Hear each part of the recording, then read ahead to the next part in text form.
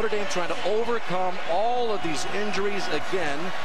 Hurt on defensive side of the football last year. And we'll see what Notre Dame has in store today with DeShone Kizer and the Irish, who will get their hands on the football first. Harrison Butker to put it in play for Georgia Tech. Amir Carlisle stands back at his goal line on a beautiful hint of fall day at Notre Dame Stadium. And the Irish will come out to start with DeShone Kizer at their own 25. In his first collegiate start, he is physical, almost 6'5", 230 pounds. There was the game-winning drive in Charlottesville last week. The 12-second strike to Will Fuller, which pulled it out over Virginia. And Will Fuller is his big play guy and the guy he will lean on in crucial situations. His managing the run game is imperative early in the game for him. It begins with C.J. Procise to his left. And Kizer to the air at his first play of the game, and it's complete to Alize Jones. Jones, the prize recruit and tight end. That is the first catch of his career. We watched him a few weeks ago against Texas as they threw it to him, and he dropped his first pass. But I love the route, little Y stick, little 6-yard out route, easy completion to get your feet wet at quarterback. Gain of 5 for Jones. Again with Durham Smythe out for the season at tight end. And here out of the backfield is C.J. Procise making his way across the first down marker. And the fans love it as Notre Dame moved him across for the first down. We got a rugby scrum going. They're just moving the pile 5 more yards, 10 more yards. Look at this rugby scrum at the end of it. Nice patience, step up through, and then everyone's standing vertical, so the O-line gets behind and just starts pushing and driving, keep your feet moving. Interesting to chart the number of carries by Procise today. 155 yards last week in a very busy day against Virginia. And this is the first run for Kizer, who gets it across the 40, brought down by Adam Gotsis of Georgia Tech after a gain of 4, second down and 6. He was a little indecisive off that. Thought he was going to throw a hot receiver. Didn't like it. But he turned it into a good play. A positive yardage game. 2nd and 5.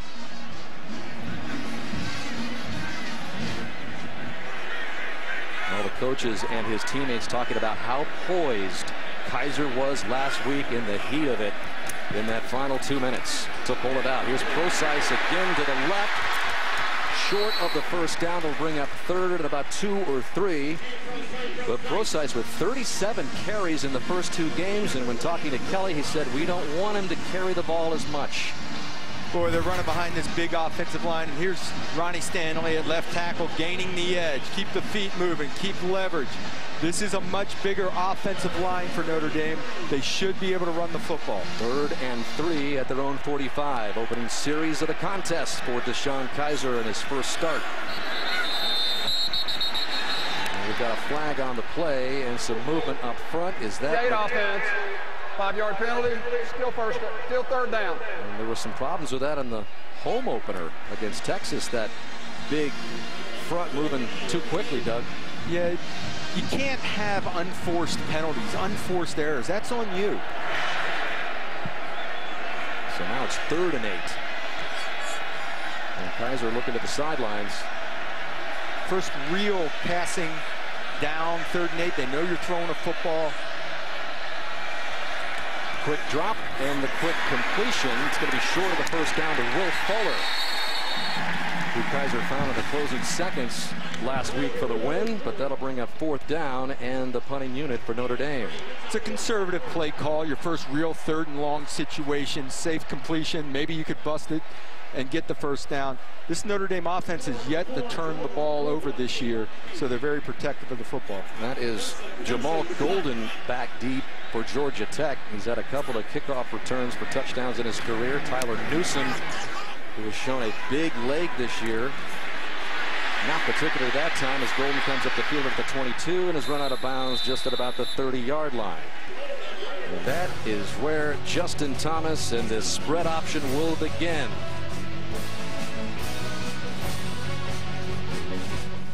As you take a look from high above, the aerial coverage provided by Goodyear. Whether you drive 100 yards or 100 miles, choose Goodyear tires for superior performances. Goodyear, more driven. So, Doug Flutie, no way to prepare for this offense, and so Notre Dame will take some adjustments and take some time to get used to it. But here we go with a spread option and Justin Thomas, who keeps it, and then he pitches to his A-back, Broderick Snoddy, and that's a good little precursor of what we're going to see. Penetration up the field, put a little wrinkle in it where Justin Thomas had to do a spin move before pitching it. Let the fun begin. This kid is just going to let it work, move it in and out, give it to the dive back, pitch it out, and you've got he keeps you guessing. And you said at the top, no way to simulate it. This is really a shock to the system, at least in the first series or few plays for Notre Dame, as they kind of try to get used to it. This is the big B-back, Patrick Scove, who represents all the beef up front. Played 4 years at Stanford. As we take a look at our starting lineups brought to you by DirecTV, there is Scove. He's a B-back. They call him A-backs and B-backs in this option offense. Broderick Snoddy, an A-back. And Thomas will use all of them. Up front, big Shamir Devine at right guard is the only guy that didn't start last year. He is 6'7", upwards of 370 pounds at right guard. So on 3rd and 4, we'll see what Paul Johnson and Justin Thomas draw up. And you can see that Thomas wasn't comfortable with what he saw, and he calls an early timeout. Timeout. Offense. First charge. Timeout. Got a little different look. He got a 3-down look defensively, and they wanted to check out whatever they were in, get into a different play, but the clock was running down on him. He was careful with it. Well, there is Paul Johnson. Now, Justin Thomas was heavily recruited coming out of high school, but when we talked with him in Atlanta earlier this week, he said, Paul Johnson gave me my dream and the chance to play quarterback. And when he told you that, you kind of connected with him, didn't you? Kind of looked him in the eye and said, you wanted the ball in your hands. You're a quarterback. And he's like, yeah. You know, ever since you were young, you were the quarterback. You had the ball in your hands. You were in control of the game. And that's what he wants. He was a great athlete coming out of high school. I don't care if it's Alabama, LSU, whoever it was. He knew he was going to play quarterback at Georgia Tech. That was important to him. He was recruited by Alabama in his native state, but Nick Saban wanted him to play defensive back. So after committing to Bama, changed his mind, and here he is at the controls for Johnson's offense on 3rd and 4. And he wheels it out to the right, pitches at the last second, and Notre Dame had that one figured out. That was Drew Tranquil starting today for the Notre Dame defense because he's more physical, and that's what Brian Van Gorder's defense wanted. Loss of 4. Keep an eye on the linebacker level, flowing out wide to catch up and have pitch covered and tackle. Notre Dame's defense was shifted strong and knew Georgia Tech would audible to go weak side, and they ran before they even snapped the ball, were running the way of the pitch. So that's a good sign for Notre Dame. You saw the graphic we showed you how often Georgia Tech scores on its very first possession. That is a poor punt by Ryan Rodwell, which bounces out of bounds at about the 35-yard line, where Notre Dame and Deshaun Kaiser will take over on their second series. Just a 32-yard punt. Notre Dame survives the first encounter with a spread option. We'll be right back. So the Notre Dame defense forces a rare 3-and-out for the Georgia Tech offense. It was the first true 3-and-out for that offense all year. So Kaiser sets up with Procise behind him at the 35 for his second series. The fake to Procise, wheels to his left, ball complete, close to the first down. It's Alize Jones once again. So no tight end had a reception in his career to start the game, and all of a sudden Jones has a couple. Very athletic kid. He's almost a wide receiver playing tight end. Second and short. This is Procise. Picks up the first down, close to midfield. I like the play calling, though. The first down play call was a bootleg action, which is an easy throw for Kaiser. He's got his guy right in front of him, made a perfect throw on tight coverage. Now you had the second short. You can run the ball, pick up the first down. He's staying in good down and distance and giving them controlled, easy throws. It really is about as good a start as you could ask for for Kaiser. He gives it to Procyse again, so Procyse breaking a tackle and getting loose for another first down inside the jacket 40.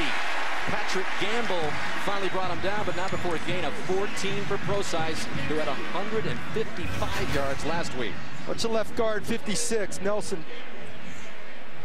Just pulls around the corner. Procyse a little upright when he's running, but runs through arm tackles and got powerful lower body. And they've replaced Procyse with Josh Adams in the backfield. And that was what Kelly was telling us. We've got to get the freshmen more involved now. We can't continue to just give it to Procyse play after play. So Josh Adams now in at running back. Kaiser fakes to him, goes up top, and unable to make the one-handed grab was Jones. But that'll give you an idea of Jones's athletic ability. I mean, he had a chance at getting this one. He's got number 12, Desmond Smith, on him. It stays right in his hip pocket. Little jam. Great position by the defensive back, Smith. The ball had to be perfect. Very confident throw. Brian Kelly calls Jones the best athlete he has ever coached at that position. That's saying a lot when you've got the tight end history for Notre Dame. Second down and 10. Kaiser wheels to his left, and down he goes, and the ball is loose. Still loose, and Notre Dame falls on it at the 45. Nick Wisher recovered for Notre Dame, and it was Adam Gotsis who got in there and forced the fumble on Kaiser. Gotsis is long and lean. Intentional grounding. Number 14, offense. No receiver, eligible receiver in the area. The penalty is a loss of down. Spotted the pass. Third down. Kaiser had off coverage out to the right and had an easy throw. He could have thrown the hitch out to the right. For some reason, holds on to the ball. And here comes Gotsis right on him. I guess you can call that a throw. His arm went forward. He was trying to throw it into the ground. And as a quarterback, you're always, well, you have to, number one, protect the ball. Once you're in this position, tuck it away and hold on to it. But there's really no penalty for intentional grounding anymore. It's as if he got sacked. The ball comes back to the point. You lose the down. It's the same as if he got sacked. Well, if there's any forward motion, it is a pass. And evidently, that is what the ACC officiating crew determined. As you look at Adam Gotsis, 6'5", 282-pounder from Melbourne, Australia. Used to play Australian rules football until Paul Johnson recruited him to play for him at Georgia Tech. You know, they say he's a little bit raw because he hadn't played a lot of football when he was young, but he uses his hands extremely well now. He's a great pass rusher. He's a long, lean, athletic, little undersized at the down lineman position. So Notre Dame is backed up all the way to the Georgia Tech 46. Again, there hasn't been a single turnover by Notre Dame thus far this season. And in fact, dating back to last year's bowl game, almost one there. Kaiser's going for it all down the sidelines deep, and it is Will Fuller again for a touchdown.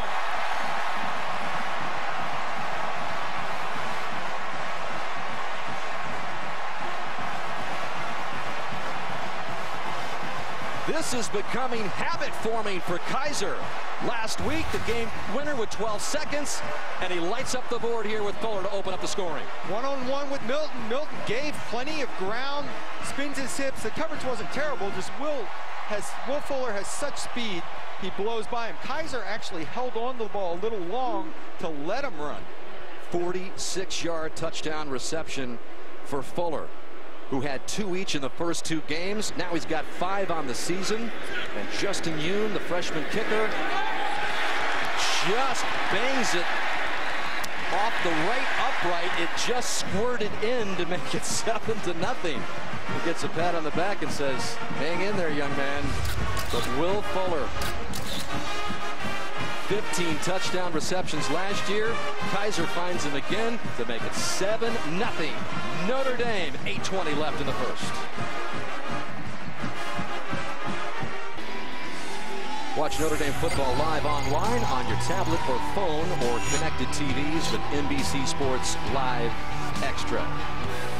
So Notre Dame leading 7-0 on another Kaiser to Fuller connection. And the Irish defense getting cranked up to take on this spread option offense for the second time.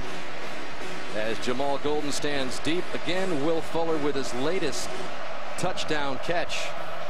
Kaiser says we don't plan it that way, it just kind of happens. And it happened again. Golden's going to be able to take this one out from the 5. And he is up to the 25-yard line, where Justin Thomas and that prolific Georgia Tech offense will try it again after going 3 and out at the start. You talk about rolling up some numbers last year, Doug. #1 in rushing yards, yards per completion, 3rd down percentage, all led by Justin Thomas. And this year, what have they done? They've upped it a little bit, although the first 2 opponents have not provided much defense.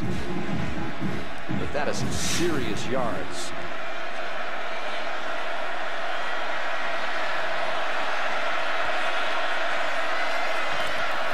Gives it right up the gut to Scove. Gain of 3, 2nd down and 7. Scove is a guy that doesn't mind the contact, and I think he prefers it, actually. Says if he doesn't make contact, he's not doing his job. But now he's carrying the football a little bit. You might want to avoid a few guys and make a big run out of it. Scove already with 4 touchdowns. That matches his touchdown total his 4 years at Stanford. So he's having some fun playing in this Tech offense.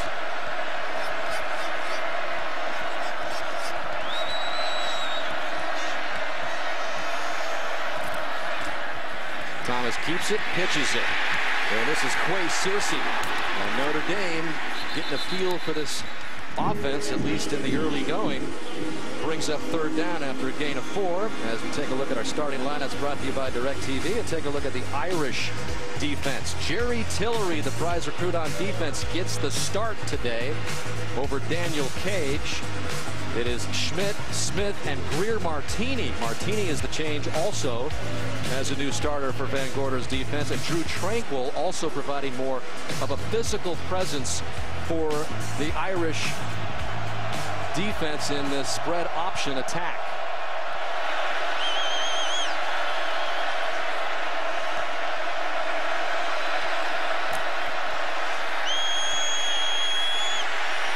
Thomas incomplete, and that'll bring up another 3 and out for Notre Dame's defense.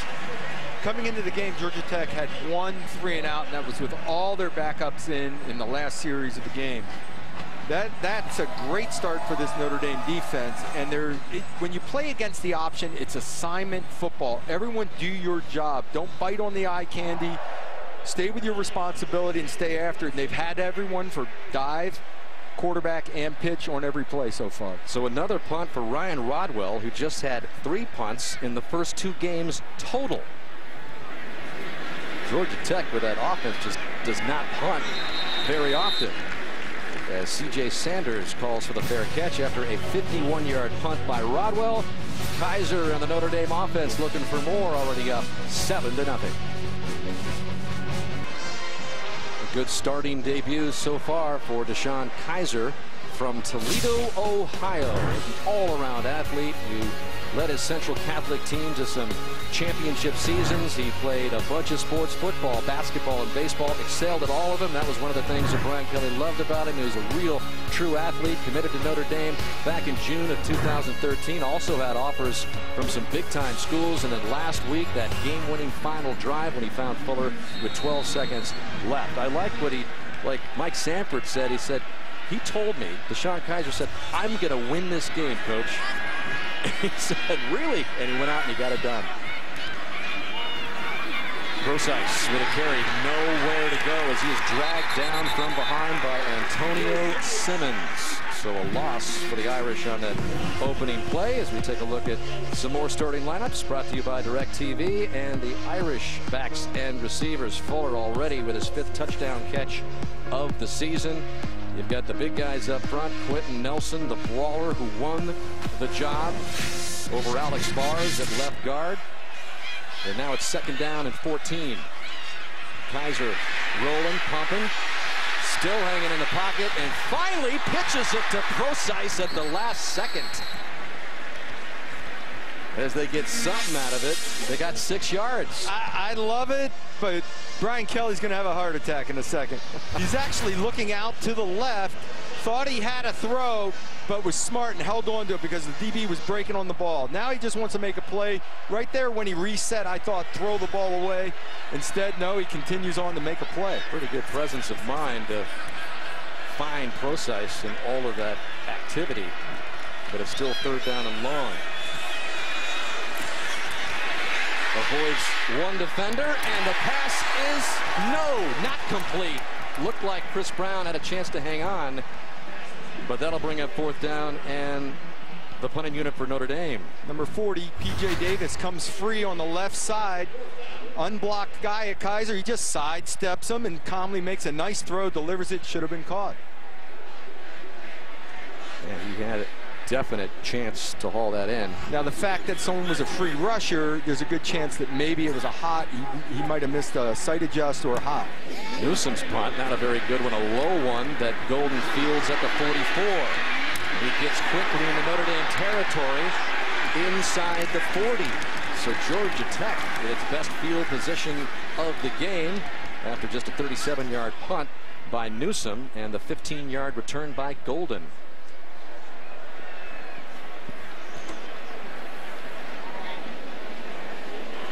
So Paul Johnson, who has been running this spread option offense for decades now, has been a winner everywhere he has gone, including his first stint there, Georgia Southern, 2-time 1AA champion, Navy, 6 years there, and now in his 8th season at Georgia Tech. All he does is win. There is a quiet confidence about him. He feels he has an answer to anything you do defensively. 3-time ACC Coach of the Year. Thomas begins this series with a pitch to Taquan Marshall, who turns the edge and gets a good gain and a 1st down. Joe Schmidt, the captain linebacker for Notre Dame, finally ran him out of bounds, but that is a gain of 18 for Taquan Marshall. A big part of the offense is cutting off pursuit. And right now, Georgia Tech struggling to cut off that pursuit. There, they just got a piece of a couple of the linebackers, and he got the corner by just a step. The offensive tackles in this offense get up the field and try to cut off any pursuit. Ball at the 26. Thomas tucks it in. He's going to run it. Yes. Short of the 1st down. But another example of that ball going in the gut, coming out. Everything is so split second, the timing. He comes off the dive fake, and there's bodies. There's bodies, but he just cuts back up inside. Shumate was in position, had his responsibility, but Justin Thomas is such a good runner, he can put his foot in the ground and make you miss even when you're doing your responsibility. The decisions he makes just come at the last second. That B-back has no idea if he's going to get it or not. It all depends on how Justin Thomas leaves it in or takes it out. And the ball is loose here as Scove dives on it to recover for Georgia Tech. You're talking, they don't know whether they're going to get the ball or not. Scove has his hands over it. There's a reach in on the ball. I think it's Jalen Smith got a hand in it. Watch Jalen coming from the top of the screen down the line, rips at the ball, number 9, and it's loose. That's one thing that would drive me crazy as a fullback, not knowing whether I'm going to get the handoff or not. Is he going to pull it? Is he going to give it to you? Jalen Smith sitting there up on the edge was able to jar that one loose from Scove. Smith loving his new life, playing all over the field and getting a chance to rush on the edge. And nothing doing here for Thomas as he is swarmed over, and that'll bring up 4th down. Well, Scove, the fullback or B-back, went the wrong way here. Justin Thomas opens to his left, and the back went to the right. So the dive fake wasn't happening, and therefore the defensive lineman that is unblocked is right there to make the tackle. All right, so it is 4th and 1. Georgia Tech still hasn't attempted a single field goal in 2015. That has been the philosophy through the years for Johnson. He's going for this one on 4th and 1.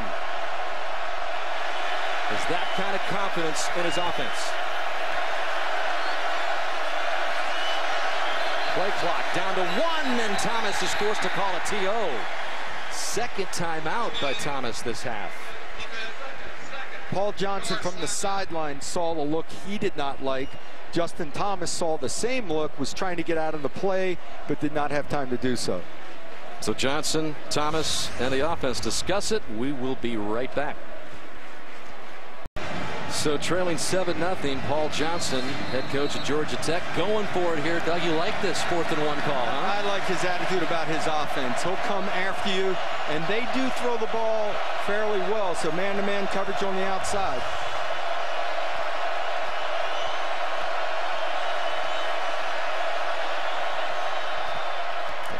And they give it to the first man through, and he's got the first down. Scove.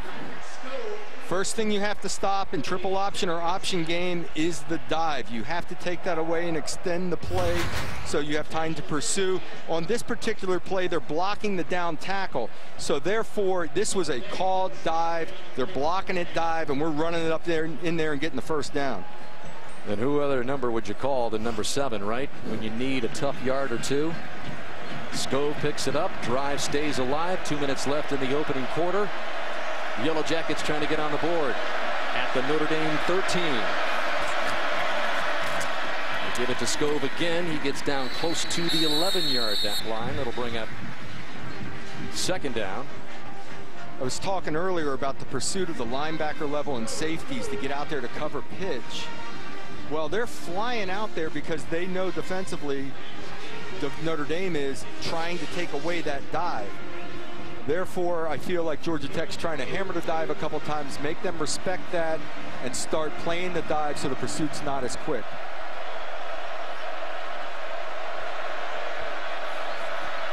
Second down and 8. Thomas wheels to his right. The pitch was juggled by Taquan Marshall.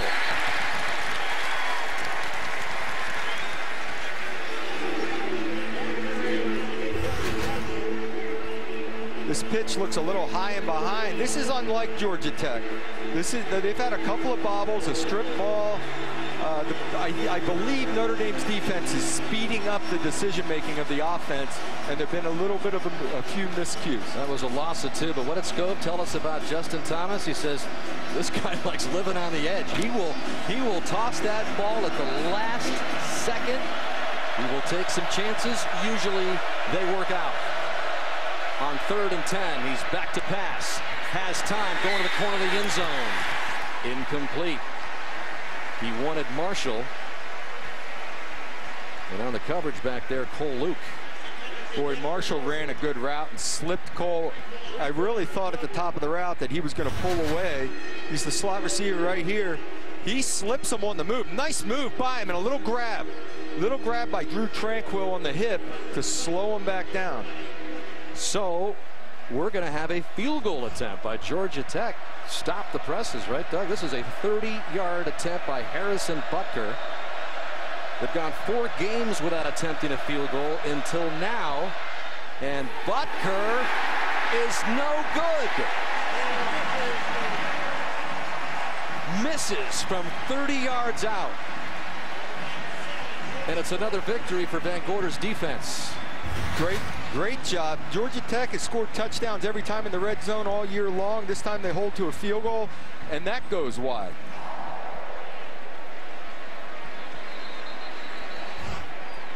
So maybe you get a little bit of a glimpse as to why Johnson usually likes his strategy. But that was 4th and 10. That was longer yardage, and Georgia Tech usually does not get negative plays. So they stay in good down and distance, and if they run the ball 4 times, he believes they'll get the first down. So the Irish begin this drive at the 20, closing seconds of the first quarter with a 7-0 lead. Procise with more good yardage. He's been the only running back with a carry thus far for Notre Dame. His 6th carry of the game, already getting up to 36 yards. Notre Dame's offense would love to turn this into power football and moving that defensive line off the ball and let C.J. Procise carry the football. So it's the end of the first quarter, won by Notre Dame, 7-0. Over the Yellow Jackets of Georgia Tech. And we are back to Notre Dame Stadium after these messages from your local NBC station. You're watching Notre Dame football on NBC.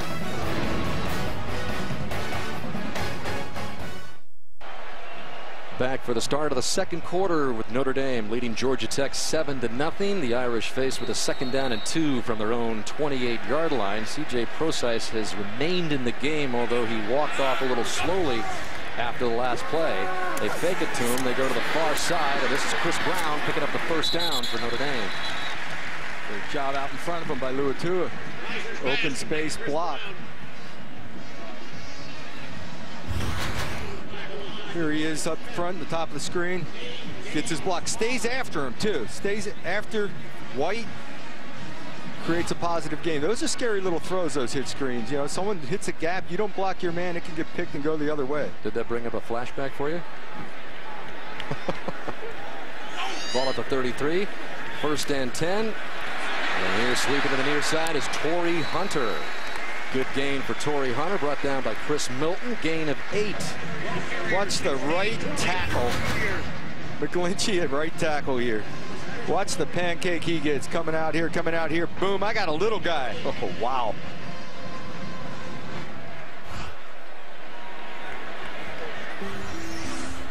Ball just across the 40-yard line. 2nd and short. This is Kaiser. And this time he goes down. How many design plays do you think they're going to be running wise for Kaiser versus what Brian Kelly told us about Zaire with about maybe 10 to 12?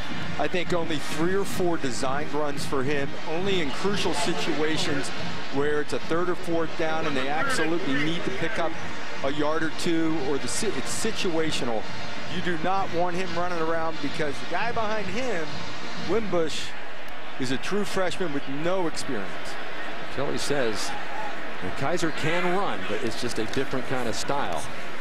Not as electric as Zaire, and this is going to bring up 4th down as Tyler Marquardt bottled up Prosise there in the backfield. That's a big stop. I mean, it appeared that Notre Dame was starting to gash Georgia Tech with the run game. They stood up nice and stout, stopped Kaiser on the 2nd down run, and then stopped him again on the 3rd down run.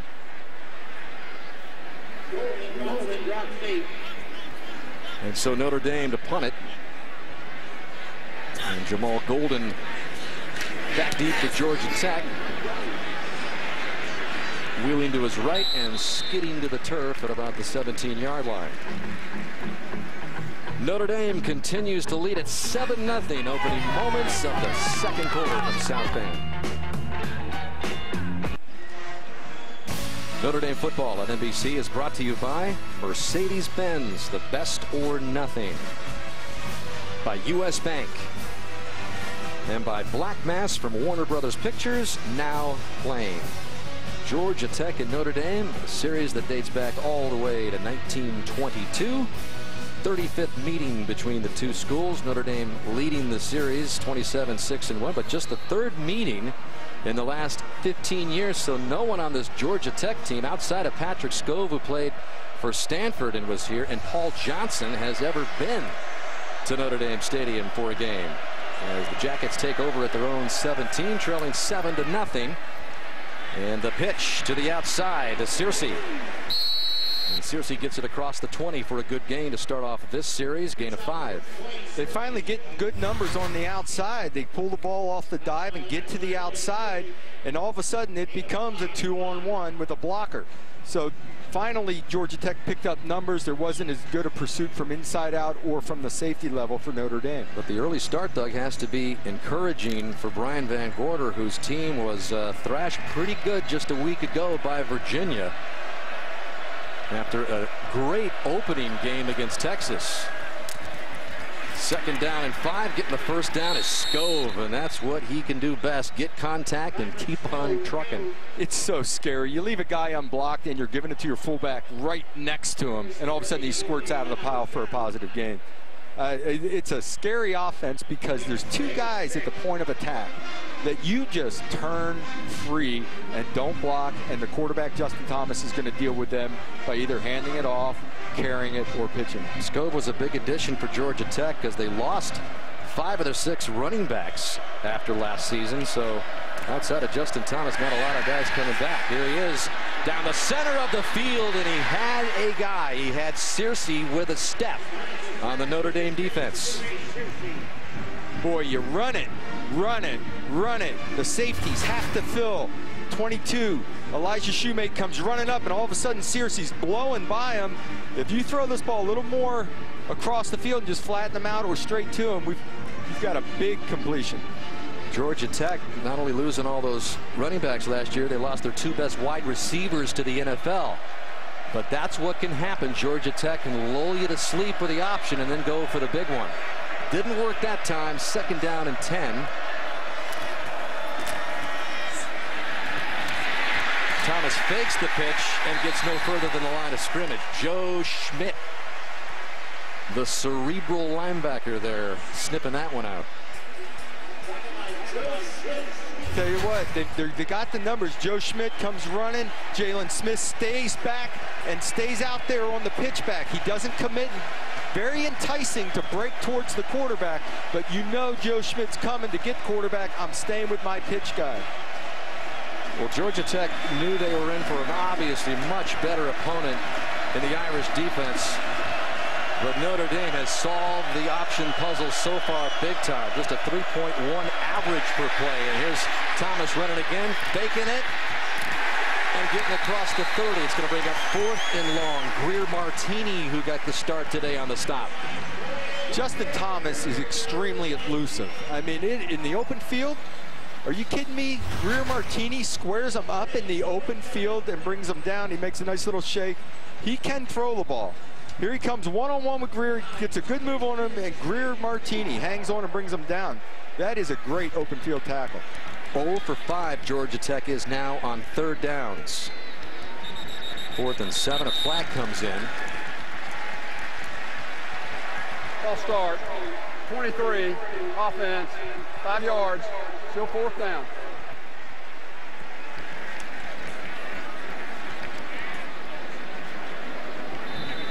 And here is C.J. Sanders, the shortest guy on the Notre Dame team, Doug. But you got a problem with that? No, I don't. Okay. Did I say anything about it? You seemed a little defensive there. I struck a nerve. I love the little. Oh, with this one off the side of the foot. Goes out of bounds at about the 45. They're marking it close to midfield, I think, maybe. Maybe even farther down than that. Ryan Rodwell, he doesn't punt much, I guess doesn't get much game situation things going. 22 yards on that latest punt. Arena. I am joined now by 3-time Stanley Cup champion and Chicago Blackhawks captain Jonathan Toews for your first college football game. You brought some hardware with you. How have you been enjoying it so far today? It's been a blast. Like you said, we've been for a few years. This is finally our first chance to come taking a game, so pretty amazing. I think it's worth all the hype that you hear about all the time. How special is it for you guys to have training camp here on a college campus and to really soak in that atmosphere? Well, I think for a lot of years, you know, we kind of did the same things all the time, but it's always nice to change the scenery a little bit and come down here, at least get away from town and just focus on hockey a little bit and enjoy events like this as well. Sounds as loud as United Center to you? At least, yeah, it's up there for sure. Jonathan, thanks so much for joining us. Have fun out there today. All right, thanks a lot, Catherine. Dan? Boy, Catherine just seemed at home with that interview. I don't know why, Doug. Well, she's all about the hockey, isn't she? How about Kaiser on that 13-yard scramble for a first down to the Yellow Jacket 35 after this drive began at Georgia Tech's 48. There are the numbers for Kaiser, who's having, for the most part, a pretty smooth debut as a starter. You got Josh Adams in the backfield for Notre Dame against C.J. Procise. Had his back worked on earlier in the game. Josh Adams gets the carry there. Scored a touchdown the very first time he touched the football to start off his Notre Dame career in the Texas game. Well, Notre Dame doesn't want to overwork C.J. Procise, but they need to mix it up, and they're also a little afraid of having two freshmen that haven't had a lot of playing time in the backfield together, Kaiser and Adams. Procise is back out there on 2nd down and 7. And a quick flip to Will Fuller, and there's that speed. Finally dragged down at the 5-yard line. The ball came loose as Fuller was swept to the ground.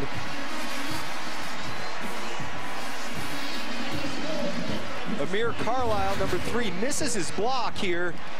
And these are dangerous throws when you miss blocks. But Will Fuller, no fear. I mean, he just takes it up inside into the alley, accelerates through, makes a big play out of it. Ball did come loose. It was definitely loose. DJ White there swinging forward to the ground. Mike McGlinchey was able to recover for Notre Dame. So now they've got first and goal.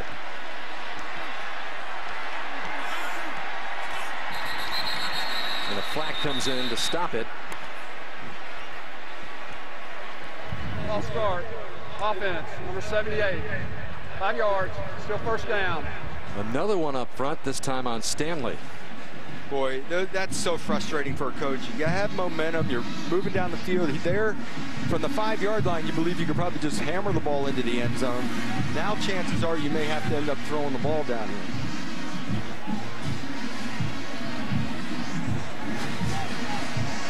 So the ball moved back to the 10, first and goal.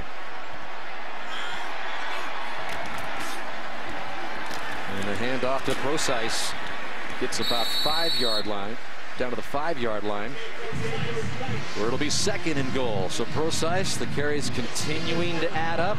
Now 8 for 40 yards. And we already saw him bang up his back a little bit and be a little. He actually looked a little tentative on that run to me. Now he does run upright, but he is has a strong lower body and runs with power. He takes a break on second and goal from the 5. Josh Adams to the right of Kaiser. Fakes it to him, and Kaiser now improvising, going to the end zone. Incomplete. He wanted Jones. We've had a chance to wrestle it away from a couple Georgia Tech defenders and DJ White and Damon Smith. Well, because of the penalty, they end up in a situation where they get a little fancy down here, and he's out on the corner. This is an ill-advised throw. I mean, that's a lot of trust in Alizé Jones, and Jones does a tremendous job coming back to the ball and almost coming up with a catch. So now it's third and goal from the 5. Some movement up front.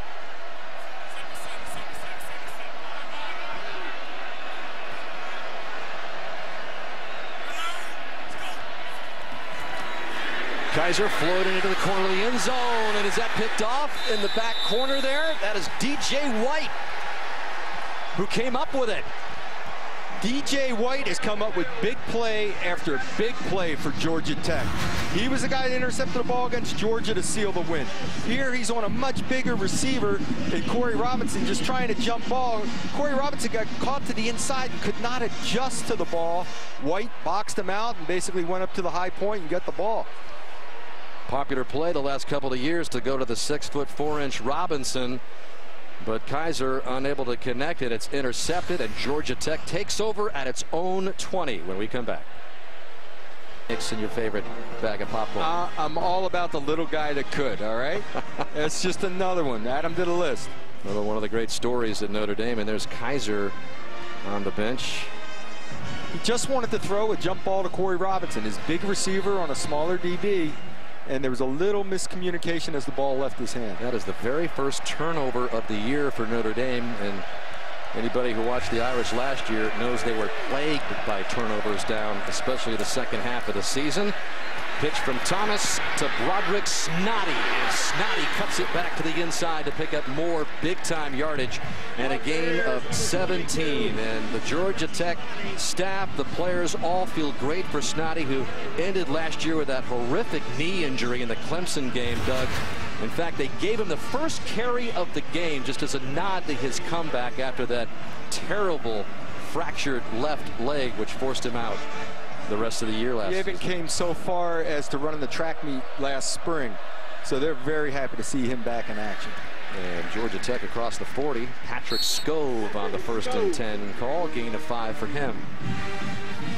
Seems like they're getting a little rhythm to this offense now. Paul Johnson believes he has answers.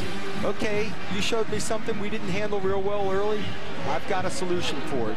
And with Justin Thomas running this offense, he can execute. What does Paul Johnson have up his sleeve now? Well, we know he doesn't have a play sheet. Everything is brought in the old-fashioned way. Here's the pitch to Snoddy. He's got more first down yardage, and he is loose down the sideline. Trying to cut it back. He had one man to beat. Gets it all the way down to about the 10-yard line. That was Kivari Russell. Had Snoddy been able to shed him, he would have been in for 6. Gain of 45. Unnecessary roughness, number 45, hitting the quarterback. Half distance to the goal, he added from the end of the run. First down. So that's an add-on thanks to Romeo Okwara of Notre Dame, who picks up the penalty. Yeah, he's chasing the play from the backside. Okwara coming from the left, takes a shot at the quarterback well after the ball's pitched. That's number 49. Clinton Lynch makes the block that springs Snoddy down the sideline. There's Kavari Russell, who saved the touchdown, and there's the penalty right there. Okwara just nailing Thomas. Well after the ball was gone. No excuse for that. So instead of the ball at the 10, it's 1st and goal at the 5 for Georgia Tech. 5.5 left in the first half, trailing just 7-0. The give up the middle to Scove, and he's got another touchdown on his Georgia Tech resume.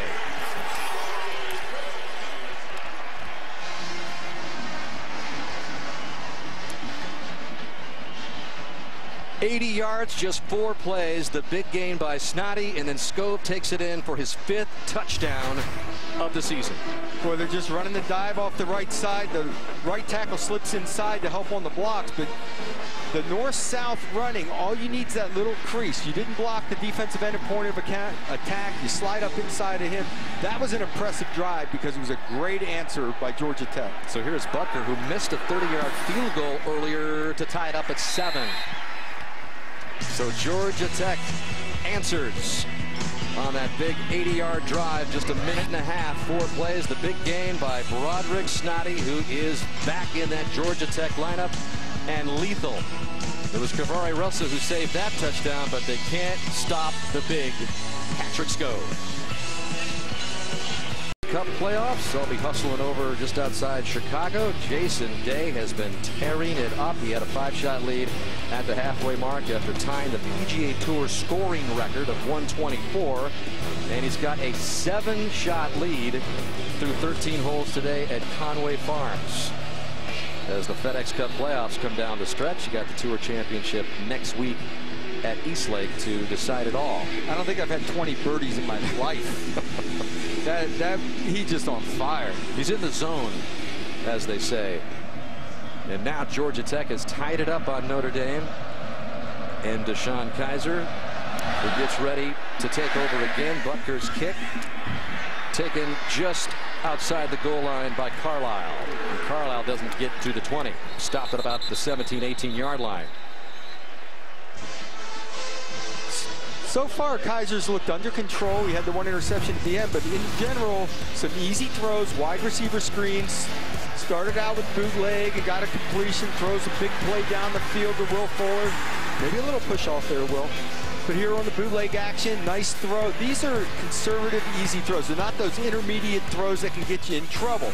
He's had some good decisions of holding on to the football. Here, I wasn't crazy about the flip at the end, although it's what I'm all about.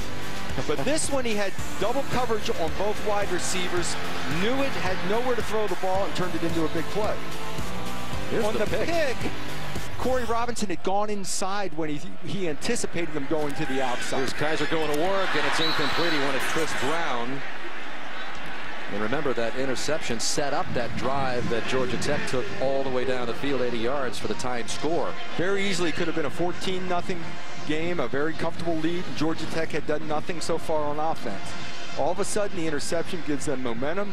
Georgia Tech gets their offense cranking, and bang, it's a 7-7 ball game. Those are the numbers for Kaiser as we approach the 5-minute mark left in the opening half. And they keep it on the ground, and it's Procise who maybe gets a yard. You feel that momentum? I don't know, it was here a second ago, but it was flying by. As C.J. Procise looks a little tentative to me right now, running with the football. A dropped curl route should have been an easy completion to Chris Brown, was not. Creates 3rd and long for a young quarterback.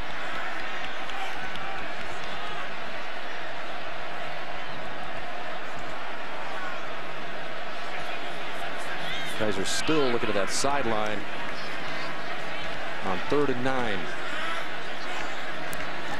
Got pressure from the backside, gets rid of it, pass complete. Chris Brown close to the first down. In fact, they're going to mark it and give it to him. DJ White on the coverage, gain of 10. This starts with protection, bringing the blitz off the corner. They're coming after him. It's man-to-man on the outside. Great job of pass protection by the freshman Josh Adams, standing firm in the pocket and delivering a strike. Great execution. Chris Brown and the rest of the Notre Dame receivers a bit overshadowed in the early part of the season by Will Fuller, but a big pickup there by Brown. And this 1st and 10 begins up the middle, where Josh Adams is stopped by Patrick Gamble after a gain of 4. 2nd down at 6. The biggest concern was there's no experienced tailbacks. The biggest concern is pass protection. And Josh Adams on that blitz went out and picked up Austin off the edge, stuck him in the nose, and allowed his quarterback to stand firmly and deliver a strike. Josh Adams has some physical stature to him, 6'1", 212. They floated out to the far side of Corey Robinson, who gets it across the 30-yard line for the loss of 1. Chris Milton on the coverage of the lanky wideout. Well, Will Fuller and Torrey Robinson are having a little discussion about who was supposed to block who, and all of a sudden they turn someone free and come up and make the hit. Milton's turned free, the corner. Milton comes up aggressively, makes a hit on Robinson. So Will Fuller's saying, just throw the ball to me and let the other guys block. Experienced veteran defensive secondary for Georgia Tech. Milton, a senior on one corner, DJ White on the other side, who picked up his 7th career interception earlier when they tried to get it to Robinson in the end zone. So on 3rd and long, Kaiser floating it up Will Fuller's way, battling for it, and he catches it.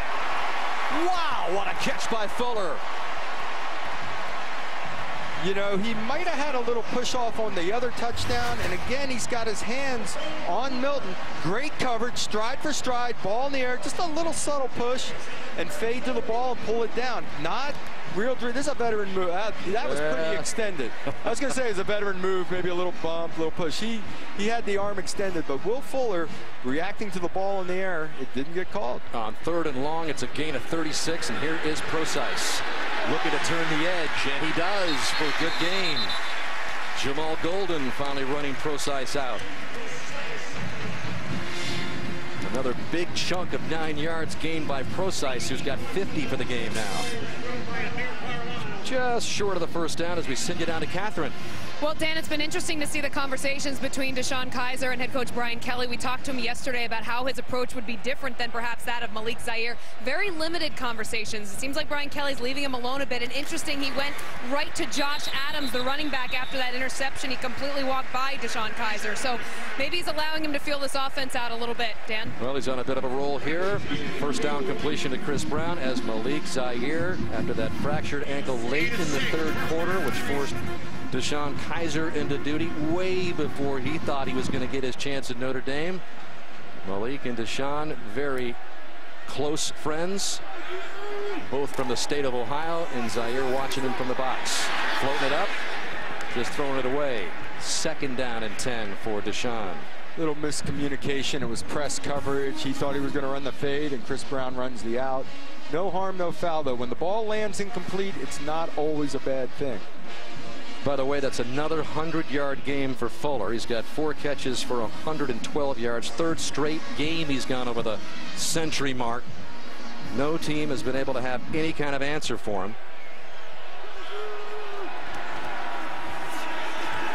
Procise, left side, another good game. 1st down, he's reaching for the end zone. Touchdown!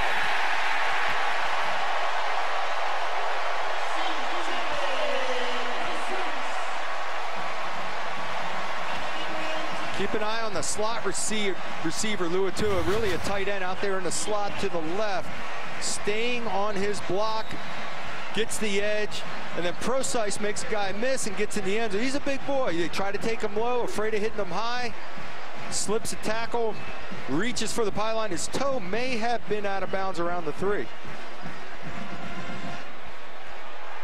Right on the edge.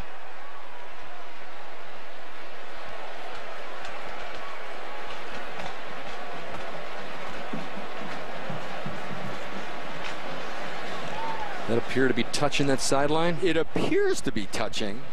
Again, the call on the field important. A touchdown called on the field. It has to be indisputable video evidence to be overturned. What if your foot places in the field of play, but slides pushing the grass where you may be out of bounds, but you're still in the green grass and not the white. Because he puts his foot down, it looks like there's a little bit of green. Then as he's pushing off, the green folds over the white, staying on the green, and the foot may be over the white. Yeah, it's not conclusive. It's a touchdown, all right? You're not going to overturn that. You're going with that, okay. I agree. I don't think that was... I don't think it's definitive, conclusive. Again, has to be beyond all doubt to be overturned. So if it stands, it's a 17-yard scamper down the edge by Procise.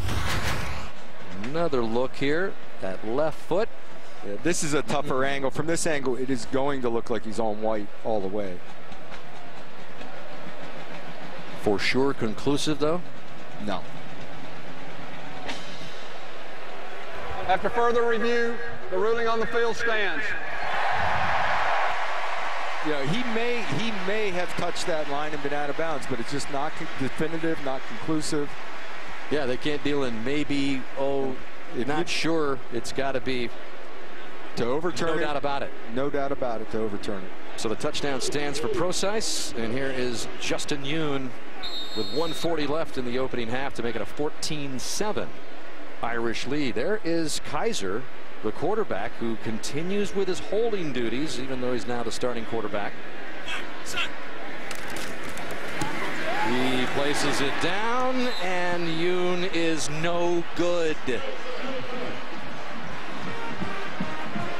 So it's 13-7 Notre Dame with 1:40 remaining. Procise gets in for the go-ahead score, but Yoon misses the PAT.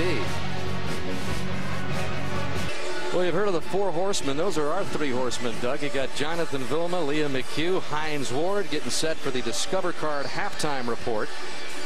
They'll break down all the scores and highlights as well from the studio. Carolyn Mano is there, and then we'll get Liam, Hines, and Jonathan on this first half and a look at the big Sunday night matchup between Green Bay and Seattle. Well, Justin Yoon made the first extra point, but it hit the right crossbar. Then he just missed another one, and here he was in the pregame warm-ups, and for the majority of his misses, Doug, they were going to the right, and he also hit that right upright for his first PAT, and then he went wide right on the last one. Yeah, so the wind is blowing out there. It's a little bit gusty, but this last one was a perfect snap, perfect hold.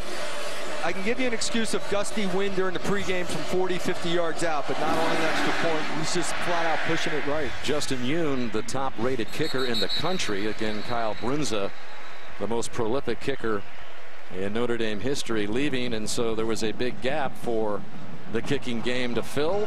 And Justin Yoon's been a little shaky, but Doug, what do you think of DeShone Kizer so far in his first start for Notre Dame? Pretty solid for the most part. Very solid. The interception happened because as it left his hand, Corey Robinson went inside instead of outside. That happens sometimes. He's made big plays. He's thrown the ball well and efficiently. The answer now is, has Georgia Tech got this offense rolling now? Well, interesting to see what they do with 1:40 left from the 25. Can they eat up some clock, get it down there, and score? Just back to the line of scrimmage is Snotty. And even though they run the option a lot, they do get a lot of chunk plays, and a lot of their scoring drives are under 2 minutes, coupled with the fact that Justin Thomas can throw the football. Notre Dame calls a timeout. Remember, Georgia Tech has already burned 2 of theirs earlier in this half. And that may influence their approach to this 2-minute offense of just trying to get a first down and get out of the half down 13-7, where obviously Notre Dame's thinking now we got a chance to maybe get this ball back, stop the clock, huh? We stuff him there, we stuff Georgia Tech here, we get the ball back, and Brian Kelly's got the wheels spinning as to let's get another 2-minute shot at this and get another score. We mentioned Notre Dame's defensive struggles in the opener, or not in the opener, but actually smothering Texas and then allowing some 416 yards, Doug, against a Virginia team last week, and all those big drives by the Cavaliers, all 4 of them for touchdowns, at least 75 yards. So that was what led Van Gorder into this week and the nightmares and the sleepless nights that you can have trying to defend this offense. But so far, pretty good job by the Notre Dame defense. 2nd down and 10. That is Sco for maybe a couple.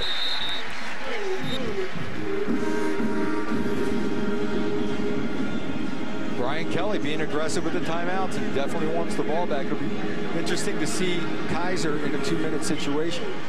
So another timeout burned by Kelly, which gives us a chance to remind you that the game update presented by Sprint and DeShone Kizer. The early numbers for him. The first turnover by Notre Dame this season, the lone interception. But other than that, very solid start for Kizer, and finding Will Fuller again for a touchdown. That opened the scoring. 46-yarder to Fuller. Georgia Tech rushing attack has been subdued, especially when you look at the yardage that they've racked up through last year in the first couple of games this season.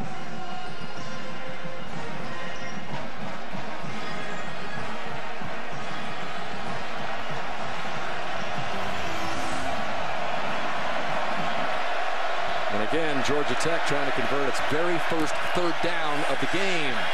Thomas in trouble. Flushed out, and he's not going to get out. Brought down behind the line of scrimmage. Joe Schmidt was there. Jalen Smith was providing the pressure as well. This is a design quarterback run all the way, snuffed out by the defensive line. There, Joe Schmidt comes through scot-free. No one lays a glove on him, and he actually runs Justin Thomas down by himself with no help. So that's pretty impressive. Thomas is an excellent athlete. Irish stop the clock again with their final timeout, and that will pump up Brian Van Gorder.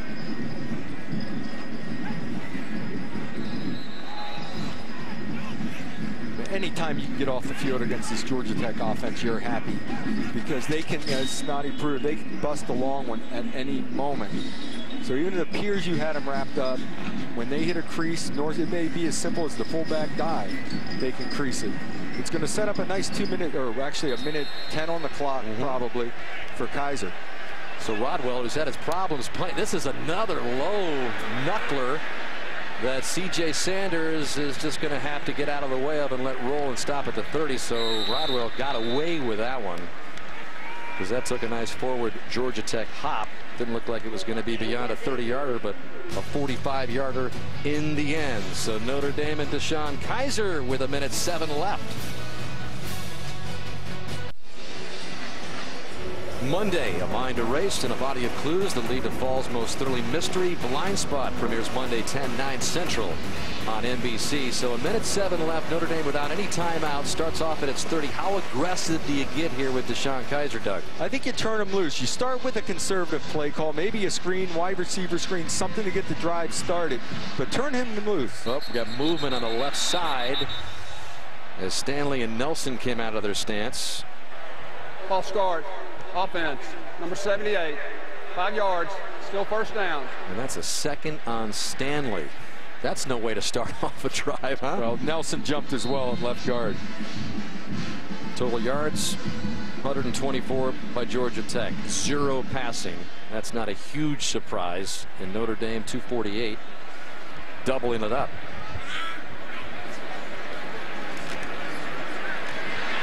Kizer hanging in the pocket. And then throwing it to the near sideline, and it's complete at the 39-yard line to Chris Brown. Gain of 14. Amazing job of pass protection by this Notre Dame offensive line. He has all day. No one's open. Kizer stays quiet in the pocket. Great job all the way around, sliding and moving, and then Chris Brown did a great job with his feet on the sideline and staying in bounds. Ruling on the field was a catch in bounds. That play is under review. All right, they're going to Please take reset another the look. clock to 57 seconds. My initial concern was, did he step out of bounds at any time, even before the catch? It's hard to see from there. The actual catch, I believe he's in bounds. Did he have control? Yeah, I believe he had control of that ball. I think that's going to stand, but let's take. But I'd like to see if he stepped out of bounds on the way back down the sideline. As he was coming back towards the ball and his vision goes to the football, does he ever step out of bounds?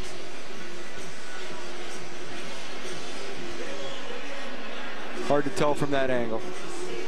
Initially didn't control it, but then at the last second it looked like he had it and finished the catch. Another close sideline call being reviewed. And again, unless it's blatantly obvious that it was not a catch, it would stand.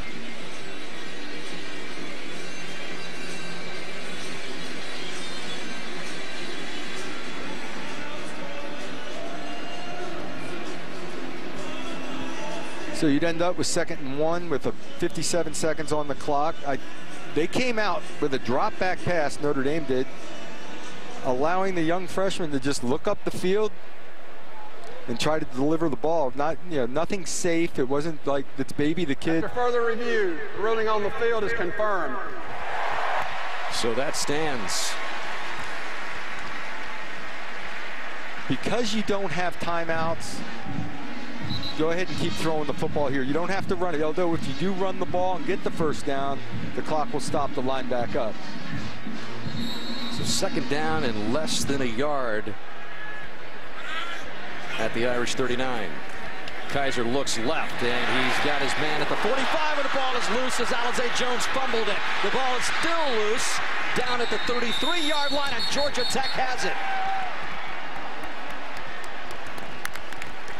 So the 2nd turnover by Notre Dame of the season, a costly one with 47 seconds left in the half, and the Yellow Jackets set up at the 34 of Notre Dame. There's Jones who had it, and then it popped loose. That may be ruled an incomplete pass. Yeah, I don't know if he did have it. A fumble, recovered by the defense. That play is under review. Got another one under review. He runs a little stick route, turns, catches it. We need a reverse angle of that in order to decide whether or not he had that ball tucked away and actually controlled it.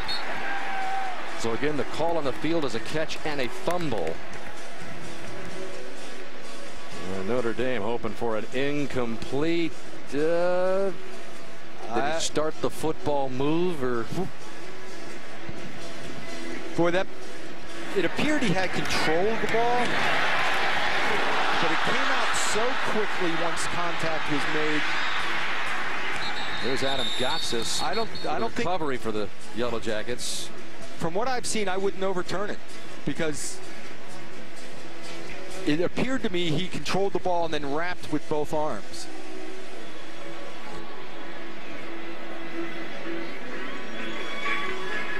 Well, let's welcome in Doug Rhodes, the former coordinator of officiating for the ACC, and get your take on this, Doug. Well, the elements of a catch: possess the ball, control the ball, and then make a move common to the game of football. In this case, he does turn, make a full step while controlling the ball. I think that's a catch and then a fumble. It does happen quick, like you say, but boy, once he turns with that football in his control, that's about as definitive as the rule gets. When he wrapped the ball with both arms, it started to slide a little. The ruling on the field stands.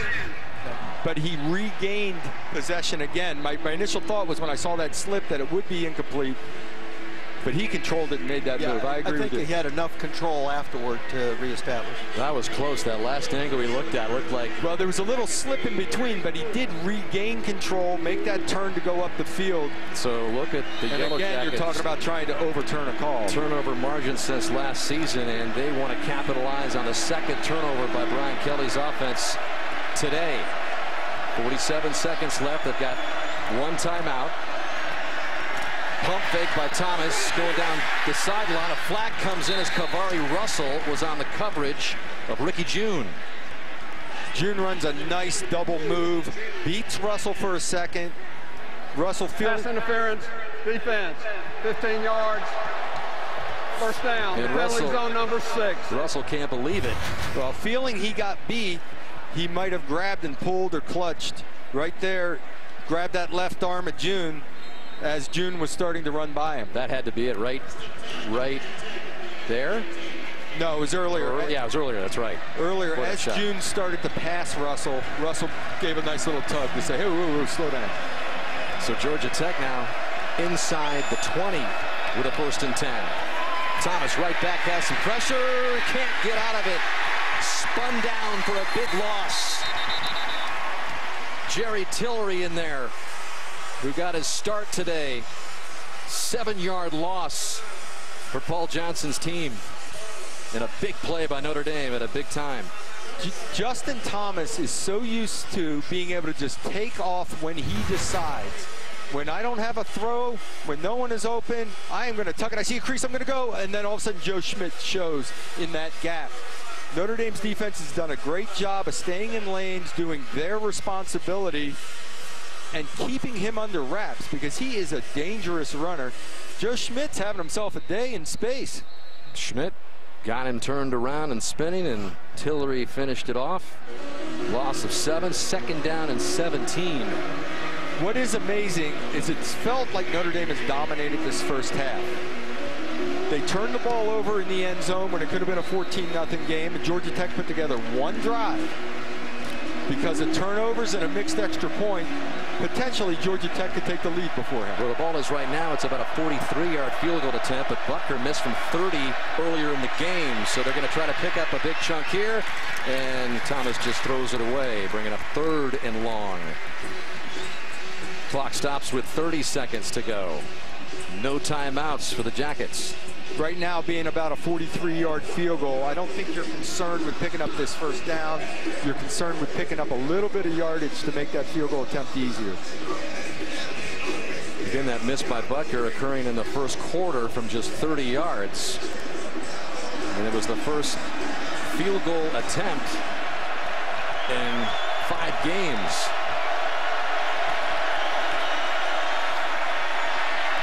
Thomas wheeling, going to the end zone, incomplete. He wanted Taquan Marshall.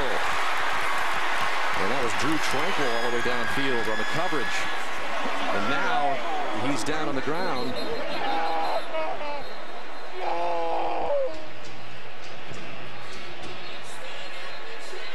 Boy, and Drew Tranquil is having himself a day. Doing a great job on the option attack, and then here in coverage on a wheel route, running all the way down the sideline, stride for stride, makes a nice play.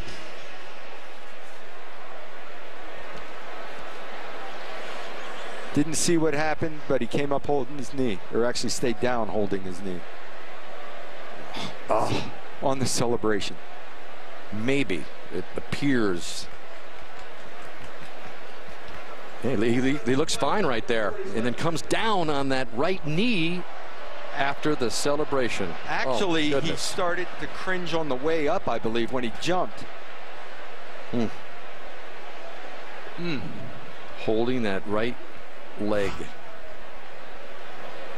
Again, it was Tranquil who filled in toward the end of last season when the Notre Dame defense had all those injuries. They've already lost Jerron Jones. Most of the key injuries this year have occurred on offense, although Brian Kelly also lost Sean Crawford for the season. He was going to be the nickel back. Jerron Jones in camp. Jerron Jones, the defensive end, gone in camp, and Tranquil finally to his feet.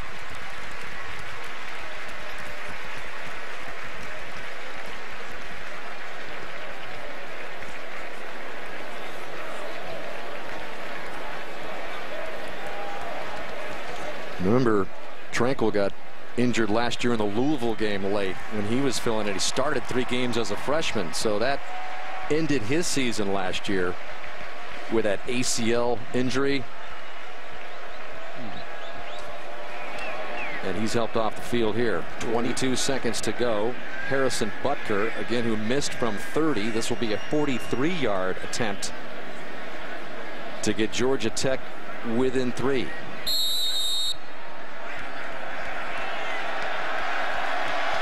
Just the second field goal attempt by Butker in the last 5 games, taking back to last season. Hold is good. Kick is hooking left and is no good. So he misses from 30 and 43. And Notre Dame survives without giving up the points to Georgia Tech after the turnover. So this hasn't exactly been a kicking clinic today, Doug. By either team. Amazing. Butker has poise and confidence. He hit a 53-yarder against Georgia to send it overtime last year. He's 0 for 2 today on what, for him, should be relatively easy kicks. It is gusty today. They're probably guessing with the wind. But from his standpoint, he should have a tie ball game.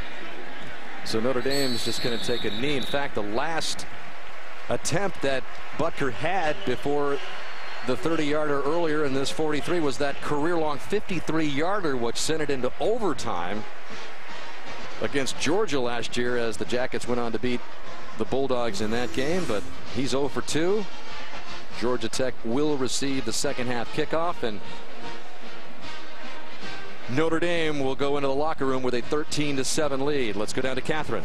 Dan, thank you, Coach. We heard Drew Tranquill's name all over the broadcast in the first half. We saw you go up to him there. Any update on his status? Yeah, he will go in and you know, obviously he'll get looked by our doctors, and then we'll have better information at the half. So much was made about this defense coming into the game and how you guys would handle the Georgia Tech offense. How would you grade the team's play so far? Yeah, we played well defensively. You know, very good stop here at the end after we turned the ball over, and then again we got tough down there in the first quarter.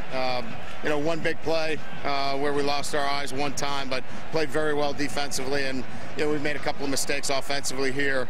Interception in the end zone, but all in all, a couple of young guys playing well on offense, and Will Fuller's making big plays for us. Coach, thank you very much. Halftime here at Notre Dame Stadium. Georgia Tech 7, Notre Dame 13. Stay tuned for the Discover Card halftime report, as we'll send it to Carolyn Mano in our NBC studio. Welcome to the... So the Irish and Jackets play on here in the second half. Deeper inside look at the first half numbers. The 117 rushing yards by Georgia Tech, way below their average, and keep in mind that 48 of those came on a chunk by Broderick Snoddy, which set up the only Yellow Jackets touchdown. In the meantime, possession goes in favor of Notre Dame and all the rest of the numbers, but by and large, Doug, Tech pretty happy to be down by just 6. They have to be very happy to only be down 6. They've had 2 field goal attempts, though, that could make this a 13-13 tie. The fact that they have 0 yards passing is a factor. They've been one-dimensional. The corners of Notre Dame, because of the safeties having to play run, the corners are one-on-one out there a lot. So Georgia Tech is used to making some big plays in the pass game. They averaged over 17 yards of completion coming into this game. So it's been a great job in the secondary by the corners of shutting down receivers one-on-one, and there are 0 yards passing for Georgia Tech. And there is Kaiser, 13 of 19, 159 yards, the 1 touchdown, the lone interception, which Kelly alluded to, which enabled Georgia Tech to come down the field and march that 80 yards toward their only score of the game. Kaiser is a young guy. You worry about him after the interception. He was phenomenal. 6 of 8, 71 yards, led the 10-play, 82-yard drive after throwing an interception, so he knew how to respond. Yeah, he bounced back. Newsom sends it Golden's way, and it'll come out to the 25 for Justin Thomas to begin the opening drive of the second half. Let's check in with Catherine. All right, Dan, I spoke to head coach Paul Johnson coming out of the tunnel there. He seemed very frustrated with the way his team was performing. He said, we're all over the place right now. Our kicking game has to do better. He said, the good news is we're only down 6, so we've got a good chance to improve. And when we have the chance to throw the ball, we can run our offense. But right now they're not doing so well. As for an update on Drew Tranquill, he is undergoing further evaluation. He will not play the rest of this game. Matthias Farley has come in to replace him. Dan? Thank you, Catherine. Georgia Tech and Justin Thomas trying to get this spread option offense in gear. The keeper, the pitch, and turning the edge to the outside is Isaiah Willis. And there is Farley in for Tranquill, out injured.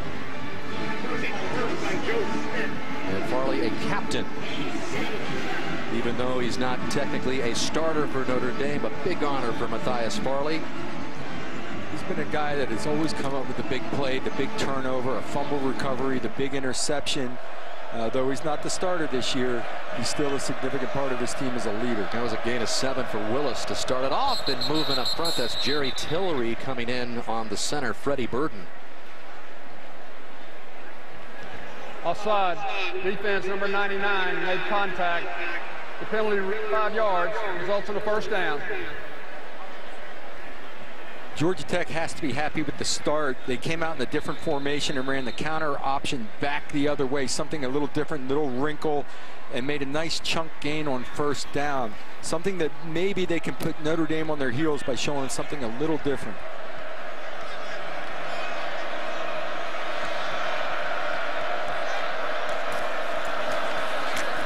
And that's a little trickery there by Thomas. Good fake, and he drops the ball. It's loose, and there's Jalen Smith.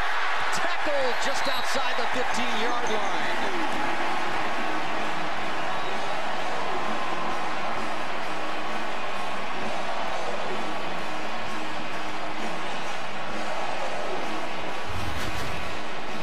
Watch Jalen Smith right here. He's the one that ends up scooping it up. One-on-one in open space. Matthias Farley turned him back in. Jalen makes the tackle and strip. Ball's up. Jalen Smith off and running. You know, in open space, I said it before, Justin Thomas, very difficult to contain. He does hold the ball loosely, something the Notre Dame coaches were thinking they might have an opportunity to punch it out, get the loose balls, and you know, he's so aggressive in his running style, trying to make people miss that the ball can come out. As we said earlier, he lives on the edge. All of those close fakes and pitches, and Notre Dame set up here in their opening series in great field position, but nowhere is C.J. Procise for any kind of yardage. Tyler Marcortis stopped him in his tracks. That was a little zone read there, and Kaiser's not the threat that Malik Zaire is to pull it and run, so they just close down and make the tackle.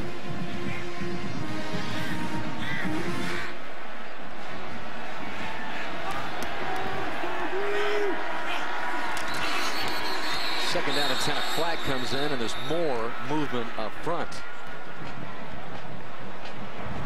Before the snap, ball start, 78 offense, 5 yards, still second down. That's the third call on Ronnie Stanley at left tackle. It has to be something to do with cadence, a different quarterback in there. Ronnie Stanley out on the left edge here. Well, I'm sorry, that was the tight end. Ronnie was inside of there, jumping early. It's got to be cadence and sequence of your voice and inflection. A little different from Malik Zaire. Second down and 15 now. The Irish backed up to the 23.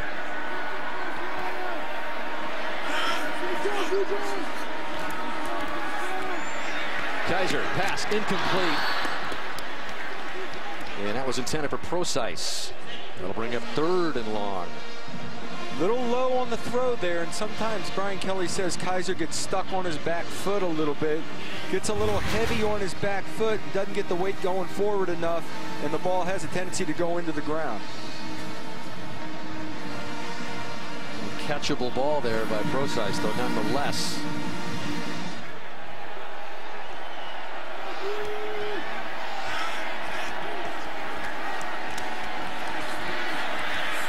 Kaiser rolling, got pressure from the back, just gets rid of it to Fuller just in time. He's short of the first down.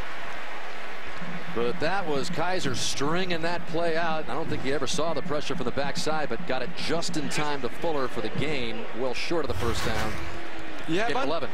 Unblocked rushes coming from the backside, so you should not pull up on this. Actually, Will Fuller was open early. Kaiser hanging in there, finds himself a window, takes the shot, but delivers the ball. So Justin Yoon, who has had his point after attempt problems today, this from 29 yards. The true freshman trying to give Notre Dame a bigger lead, and this time he bangs it right through. So Notre Dame takes advantage of the fumble by Georgia Tech and increases the lead to 9. 16-7, third quarter.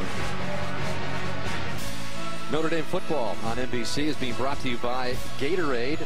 Knows it all begins within. Win from within.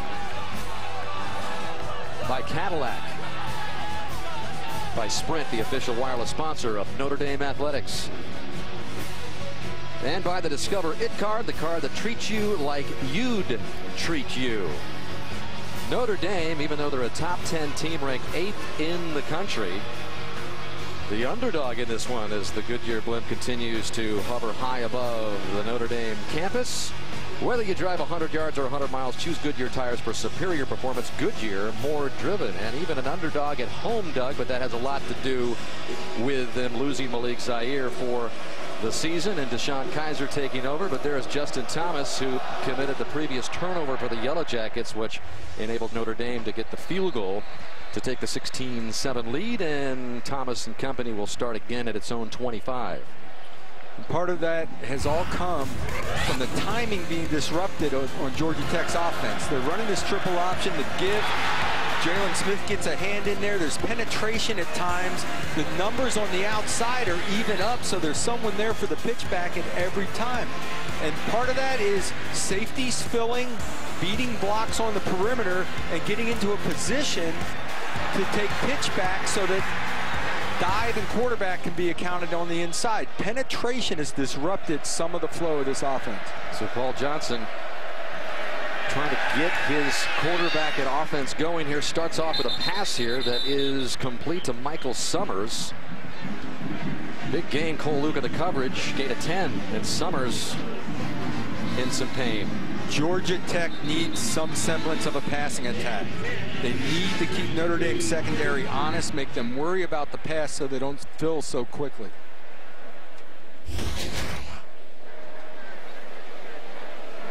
There's the last catch by Summers, just the second reception of the game for a Georgia Tech player. The other looked like a run but was ruled a catch by Isaiah Willis. And there's Summers cradling the ball. It appeared that he had his arms under the ball on the reception, and then from the backside angle it appeared that potentially the ball might have been touching the ground.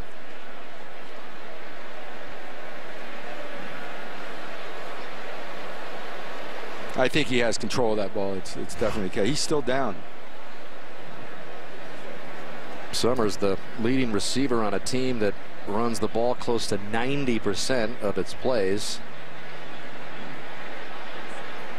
Came in as the leading receiver for the Yellow Jackets, but again, that's part of the game plan that really isn't used much by Paul Johnson. 4 catches led the team coming in. But when they do use it, it's usually a big play. The safeties are flying up. They're one-on-one on the outside. They blow by a corner or they blow by a safety up the seam, and it's a big play. Georgia Tech had an opportunity at a big play earlier. I thought the ball was thrown just a hair late and was just overthrown down the middle. They need to take advantage of those big chunk opportunities when they appear so they can continue to run the option attack. Summers, the leading returning receiver with 7 catches last year. That'll give you an idea of how run-oriented this Georgia Tech offense is. But Summers still on the ground. We'll take a break. Be right back. Just a moment ago, Michael Summers making his way off the field, holding his arm. So Summers out of the lineup right now for Georgia Tech. Been replaced by Antonio Messick. Number 86 as Justin Thomas and the Jackets at the 35-yard line with a 1st and 10.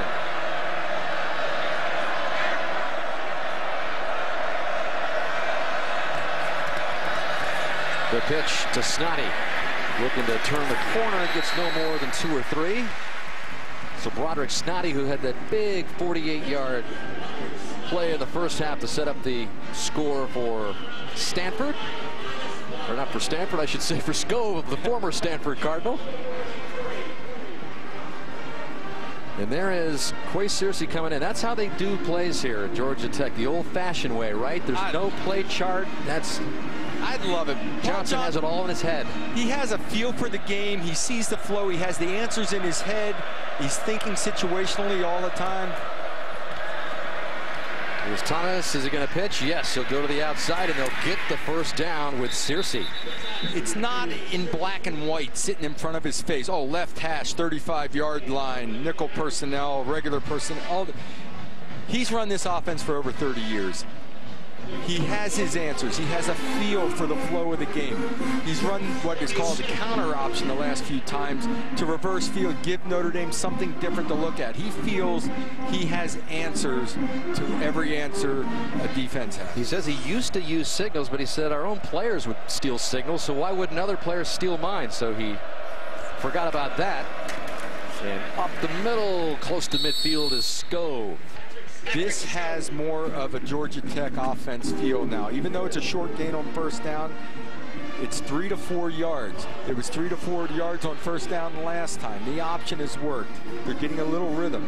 And when Johnson is able to give that play into, you saw there, Snoddy, he's also able to give a little bit of a nuance, he was telling us, to the play. Like, he'll point out things that you normally couldn't do with the signal calls from the sideline. Tell the tackle to block the 5 technique on the dive this time. We're running dive, not option. You know, the little subtle things to remind players. He kind of adds to the offensive recipe, and he thinks gives his players an edge.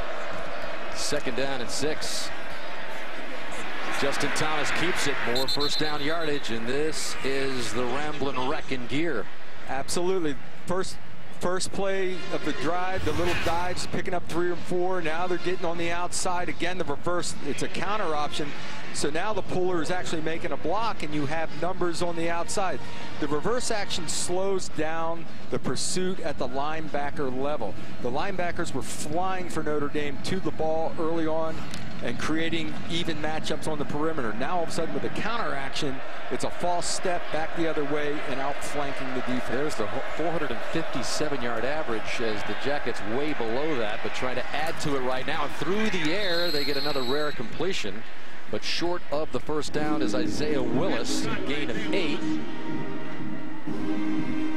It's so important for Georgia Tech to be efficient when they decide to throw the ball, to stay in good down and distance. Hit the home run ball usually, but the last couple of these completions they've had are like 8 to 10 yard completions. But anything to keep Notre Dame honest in the secondary. 2nd down and short, and it's Skov for the first down for Georgia Tech. Gain of 5 for the former Stanford Cardinal, and that is one of those where you knew where it was going right away. And Skov was talking to us earlier in the week when we visited our trip down to Atlanta and the Tech campus. He said, I had a little bit of a tendency to get a little clampy. This was designed. That was a gift when I first started working with Justin Thomas. In other words, he kind of wanted to hang out of the ball, and Justin Thomas said, hey, listen, you know, you got to let me take it out of there if I want. And he does take it out of there this time, and he pitches it to the right side to Searcy. If you are not used to a ball being in your gut and then being pulled out, you want the football, you're eyeing the blocks, and you're going to take the ball. All of a sudden on the mesh point, the ball's in my belly, and he pulls it out. And the last play was a true dive play where he handed it to him. They blocked it for the dive. This was the true triple option where there's an unblocked man, and Justin Thomas is reading it. Sure enough, he pulls it out of the belly, out onto the corner. But with Skov telling us, hey, man, I just wanted the rock. I didn't get him much at Stanford. He wants his touches. He's gotten them. He also has a touchdown earlier in the game, his 5th of the season. And on 2nd down and 7, he's behind Thomas. They fake to him, and Justin runs it for first down yardage. A flag is down as Justin Thomas runs into the end zone. But we'll wait and see what the flag is after Thomas scampered 23. What a reaction, though, by Thomas. Holding number 75 on the offense, 10-yard penalty for first down. That is a killer. The right tackle, Aaron Joe, gets called for the holding. Out here at right tackle, there's a corner blitz coming off the edge, and Thomas saw it late, so he just put his foot in the ground and cut back early to avoid anything pitching into an unblocked guy on the outside. Makes a great run out of it. 75 on the pull down on Sheldon Day. And again, that's a good example of, you know, the cutback blocks that you'll see. You'll see the whole Tech line just sweep out to one side, Doug, and it can be a little nerve-wracking if you're a defensive player. But the penalty, 2nd down and 17, and Thomas is no way he can escape. And all of a sudden you get a penalty, and you're backed up down and distance-wise, and you're behind the sticks. It's 2nd and 17, now creating a 3rd and 16. These are situations that an option offense really doesn't have answers for.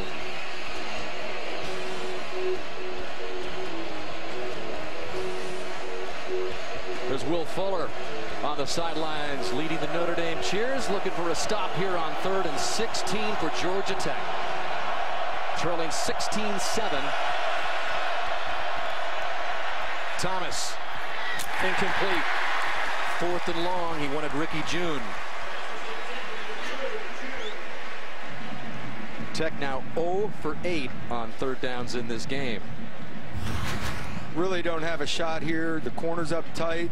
Kavari Russell sinking. The ball has to be thrown over his head, but also in front of the safety, Elijah Shoemate. No room for it. He tried to stick it in there. If he had, there would have been a heck of a collision. So on 4th and 16, the Tech offense is out there and will give this one a go.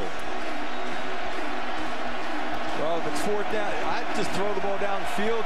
You're looking for something over the top, interference, or go make a play on the ball. It'll be a 49-yard field goal, and they haven't had much success in that department. Here is Thomas running for his life again and throwing across the middle, incomplete, and no.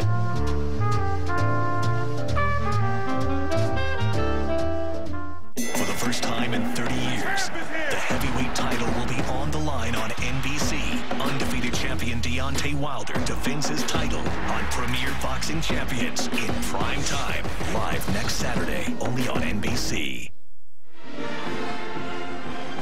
Defensive coordinator Brian Van Gorder, and if anybody had a long week, it was him, trying to come up with a game plan to attack this spread option Georgia Tech offense, and that's what you get out of Van Gorder when he thinks things are going pretty good. Way to go, Greer Martini. 7 points on the board. Midway through the 3rd quarter against a great option attack. You had a big stop on 4th down, and he's lighting you up. Yeah, a team that led the nation in rushing last year leads this year going into this game.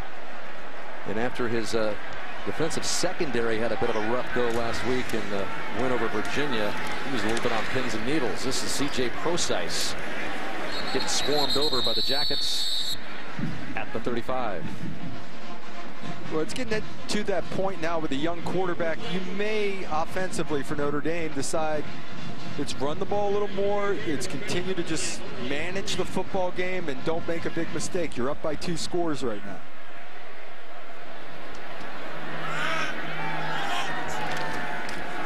Kaiser tosses it out to Chris Brown, tries to put a move on, but he's unable to escape the arms of Chris Milton.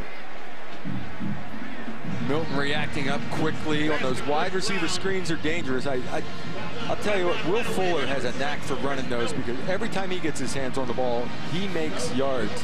And all the other receivers seem to struggle with it a little bit. I don't know if it's a matter of just heading up inside and trusting the blocking, or maybe they just block better for Will. Well, this is kind of Will Fuller time right now, right? 3rd down and 7. Kaiser goes to Chris Brown underneath, and Brown gets the 1st down, and Brown out to the Georgia Tech 45 before Milton finally brings him down. Gain of 20 for Chris Brown. Chris Brown, inside receiver here, working against Austin. Just a quick out, nice rhythm throw on the move. It puts his foot in the ground and cuts up inside to turn it into a bigger gain. Great awareness, nice throw on the move. Brown now the leading receiver with 6 for Notre Dame. This is Procise again on the ground, so the Irish mixing it up with Deshaun Kaiser in his first start. Patrick Gamble on the stop for Georgia Tech. There is Brown, who just got a 6th pass, 55 yards for him. And Kaiser is over the 200-yard mark in the passing game, 16 of 23.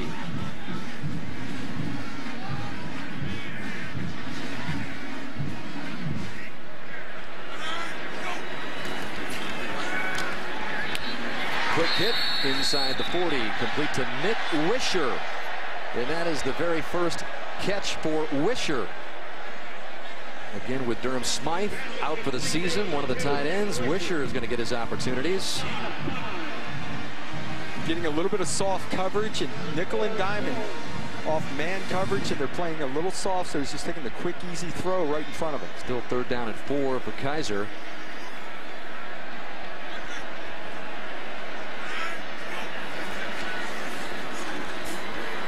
stringing it out to his left and just dumps it over the middle, kind of went across his body. He wanted Fuller. It was a tough pass to complete with all the momentum going to his left, but he took a shot at Fuller. Fuller's pretty crafty, though. They ran a little sit route with Fuller.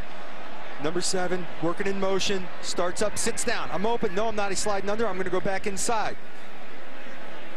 Should have been a completion. Nice aware. Scary throw. Thrown back a little bit towards the middle of the field across your body. Coaches will have a fit with that, but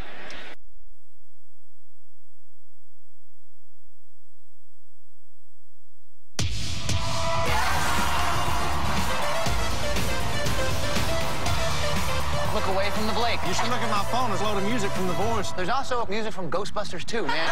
The Voice returns Monday, 8/7 Central on NBC. Sunday night is football night. The Crew in Green Bay for America's Game of the Week as Russell Wilson and the Seahawks take on Aaron Rodgers and the Packers. NFL title rematch game. Bob Costas, Dan Patrick, host Football Night in America. Coverage beginning 7 Eastern Time, 4 Pacific, only on NBC. Been a pretty exciting start to the NFL season, to say the least.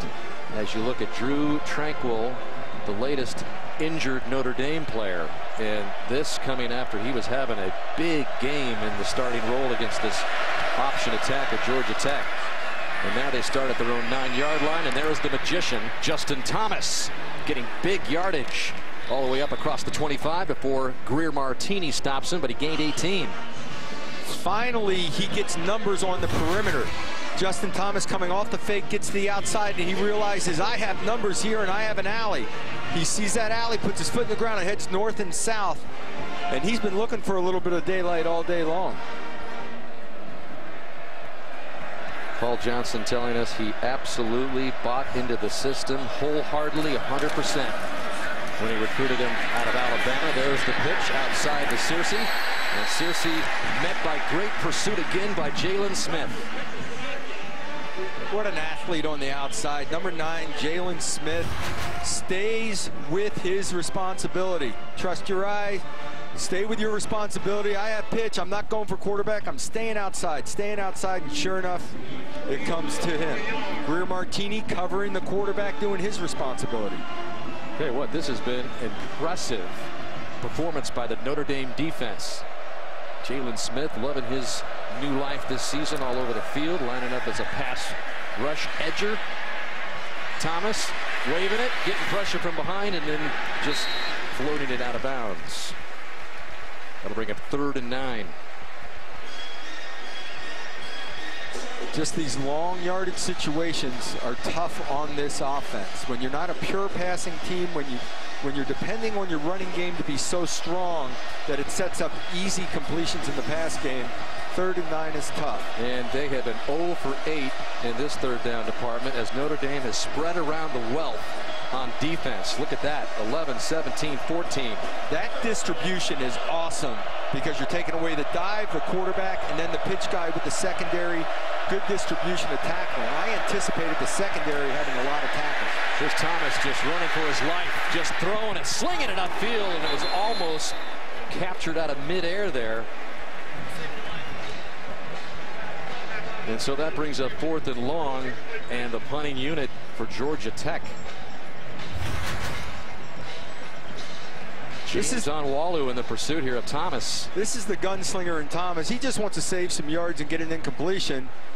Flick it out of bounds. Replace the microwave cooking device. Oh, this will cost mass quantities. Commence the jingle. Like a good neighbor, State Farm is there. Hey, Mildar, how can I help? Brent Allen, did we receive savings from our discount double check? Oh, yeah, a bunch. This pleases me. Wait, we're in space. I thought you guys were from France. Like a good neighbor, State Farm is there in France. See? France? Oui. Save mass quantities with a State Farm discount double check. Are you up for your first cup and your 4th? Are you up for football?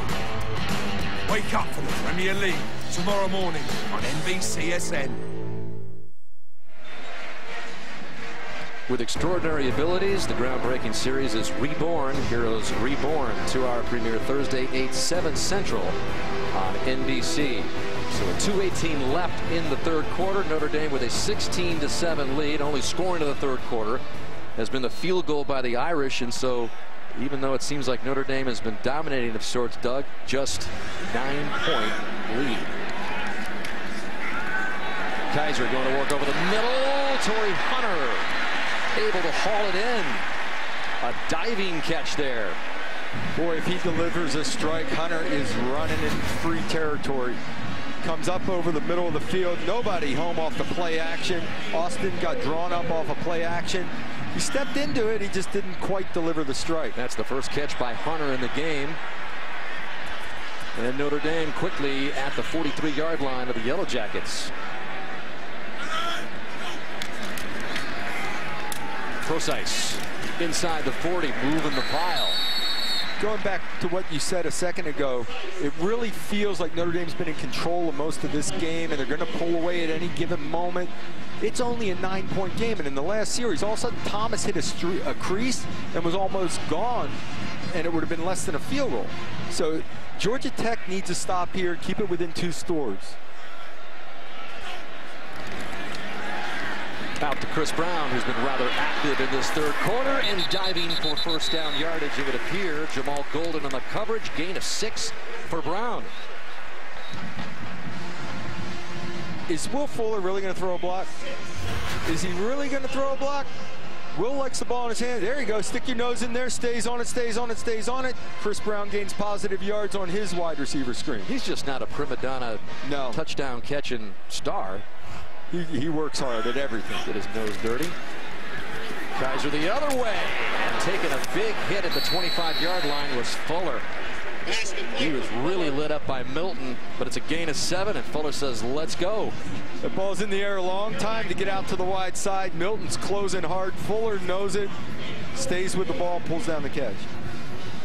And Kaiser 20 of 28, showing some arm strength on some of these throws.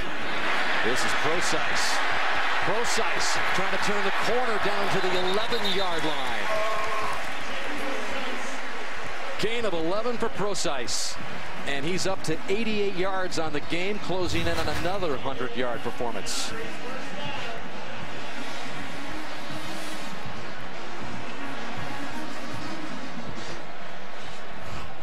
Bearings, seals, fenders, lights, wheels, tires, and so much more. We even have tires and tubes for ATVs. No matter what kind of cargo you haul, we'll help you find whatever you need to keep your trailer moving. Wheel Equipment, 1 block south of Ajo, 1 block east of Country Club.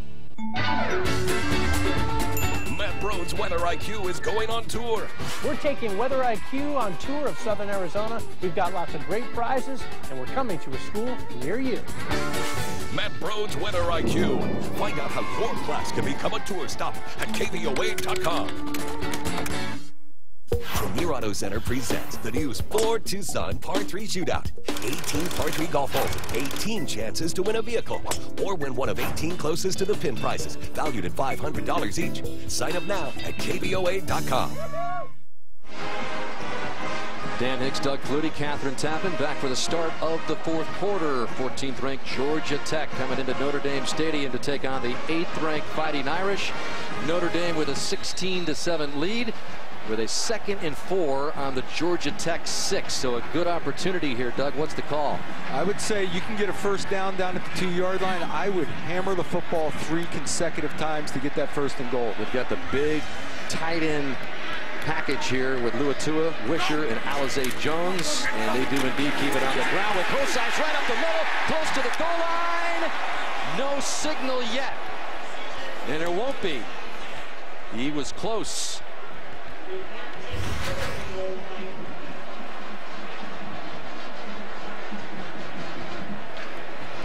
Not quite there. The hips on the ground as he's reaching for the goal line.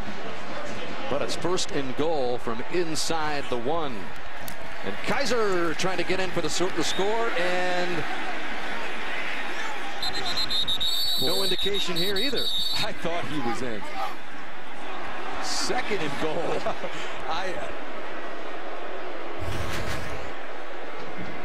Kaiser trying to get in for his first career to overturn touchdown. Anything, you have to see the football. His head's across. You don't know where the football is. The official on the far side of the field comes running in with the spot. We're not seeing anything in that scrum. Now, I believe he was on the line and over it. but you can't find the ball. Let's go. Precise, this time, touchdown. Notre Dame, but a flag is down.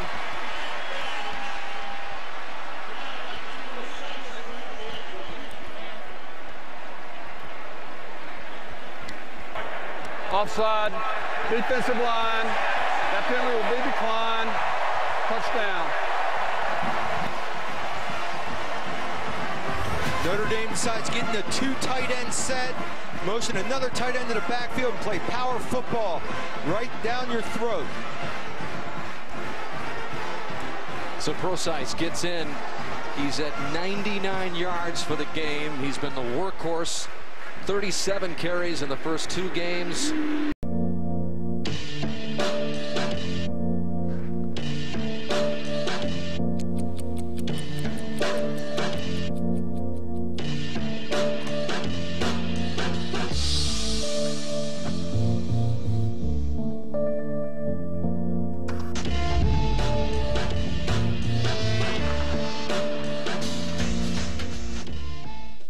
Let's go, Mike, 57, down. Mike, 57, 390. Green, 90, hot.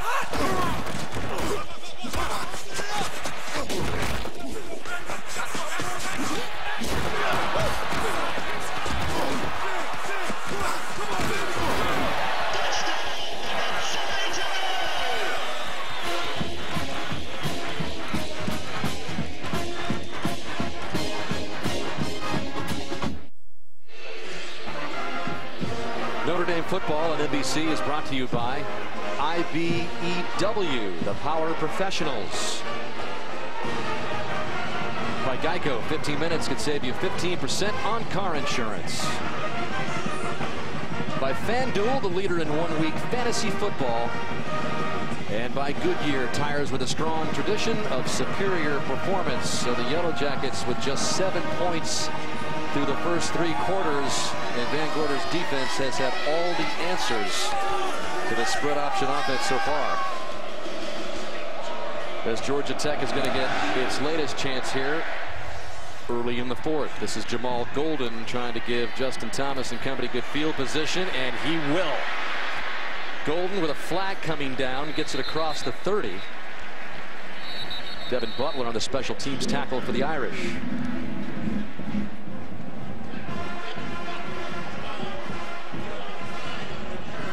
During the return, holding, receiving team, 10-yard penalty, first down. And there's Van Gorder, who's got to be awfully happy with the way things have transpired so far, Doug. When you control the option game of Georgia Tech, you put them in long yardage situations, and they are not built for throwing the football. Notre Dame defense has made big plays by sacking Justin Thomas, chasing him in the pocket, creating those situations. It's getting late in the game. It's 2 scores and 2 2-point conversions into the 4th quarter now. And Georgia Tech, with his penalty tacked on, begins this drive at its own 17, trying to establish that rhythm that we really haven't seen very often today. That is Marcus Marshall with a carry. No gain. Keep an eye on Sheldon Day out here, controlling the line of scrimmage, making plays, comes down hard. It's a design dive. They're trying to block Sheldon. You can't block Sheldon. They're better off running a triple option and not blocking him and hope he goes the wrong way. We talked with Sheldon Day yesterday, and he said, you know what, we kind of bought into the hype after that Texas game. We had to refocus, and as a captain, he was in charge, he said, of kind of getting everybody ready to go against Georgia Tech. Thomas with the pitch, and Snoddy kind of loses his balance across the 20. Matthias Fall.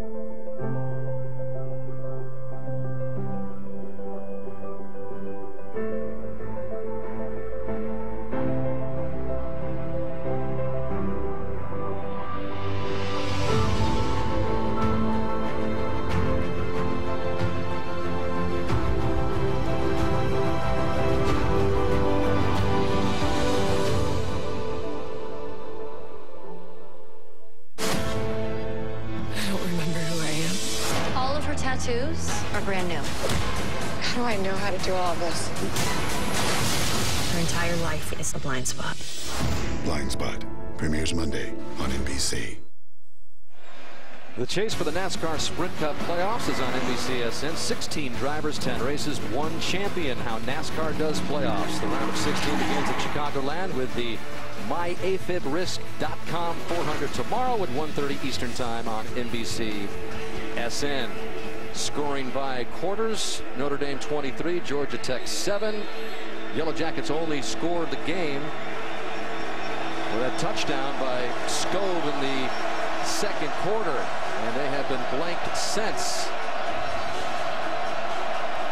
Faced with this 3rd down and 7 at their own 20. Thomas slings it complete. Big gain to Quay Searcy, and he picks up the 1st down. Boy, Georgia Tech needed that, Doug. Gain of 17 to Searcy. Basically, it's a 3-man rush, and everybody's dropping in zone. And Searcy just goes down, curls to the middle, and finds an open window. And it was an easy throw. With a 3-man rush, he's got great vision. Puts it on the money. That's just the 4th completion of the game for Thomas, but it is a big key one that sets up Georgia Tech across the 35. And on the ground up the middle is Scove for a gain of a couple.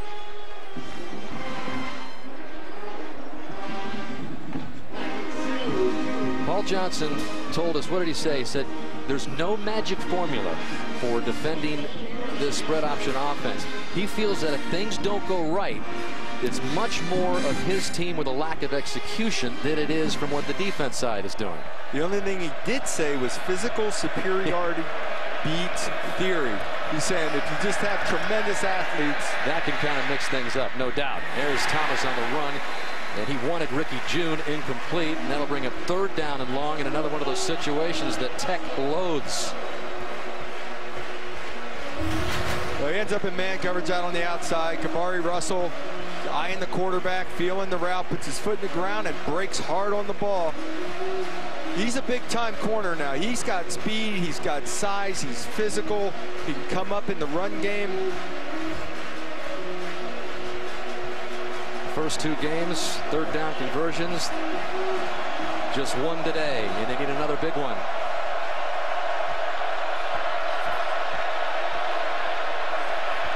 Timeout again by Thomas.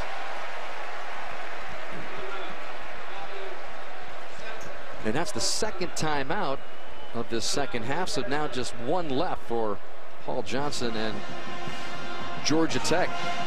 And they don't actually have a true 2-minute offense that they could get into to throw the football. However, in their spread option attack, Georgia Tech usually gets big chunk plays. So when they do have their scoring drives, it happens quickly, but there hasn't been a sniff. Georgia Tech needs to efficiently throw the football. Again, stuck in a 3rd and 8 situation. Johnson trying to give his team some sort of spark here to get it back on track. And Van Gorder, who told us that defending this offense is not so much about swarming as it is to keeping track of your assignments.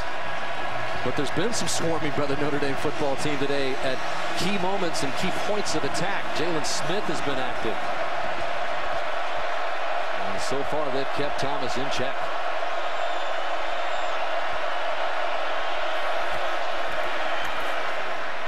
He's going to try to keep it. Nowhere to go for Thomas. Ball gets loose. Not be wearing a shirt? Don't be like this me. Get NFL Sunday Ticket, only on DirecTV. Call 1-800-DirecTV. There's no one road out there. No one surface. No one speed. No one way of driving on each and every road. But there is one car that can conquer them all. The Mercedes-Benz C-Class. 5 driving modes let you customize the steering, shift points, and suspension to fit the mood you're in and the road you're on. The 2016 C-Class. See your authorized dealer for exceptional offers through Mercedes-Benz Financial Services.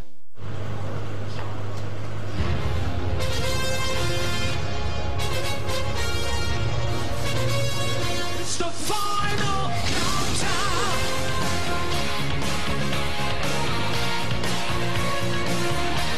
The final countdown.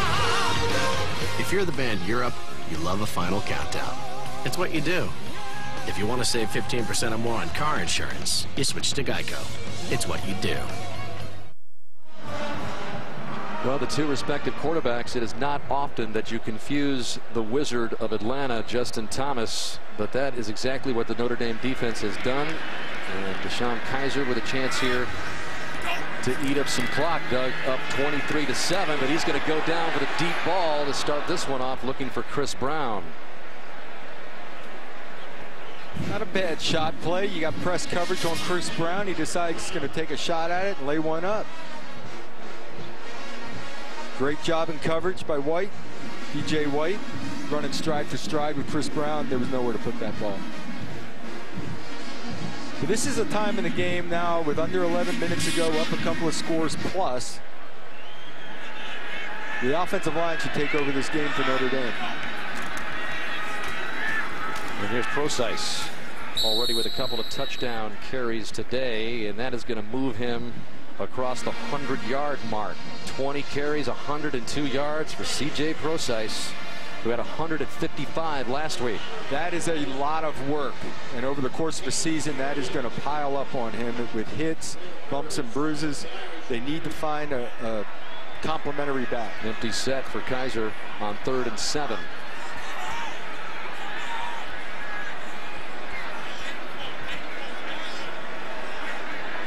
Oh, shoot, this is bad. No, we're good. This is your first time missing a payment. And you've got the IT card, so we won't hike up your APR for paying late. That's great. It is great. Thank you. At Discover, we treat you like you'd treat you. Get the IT card with late payment forgiveness. Everyone deserves a better tomorrow for ourselves and those we love.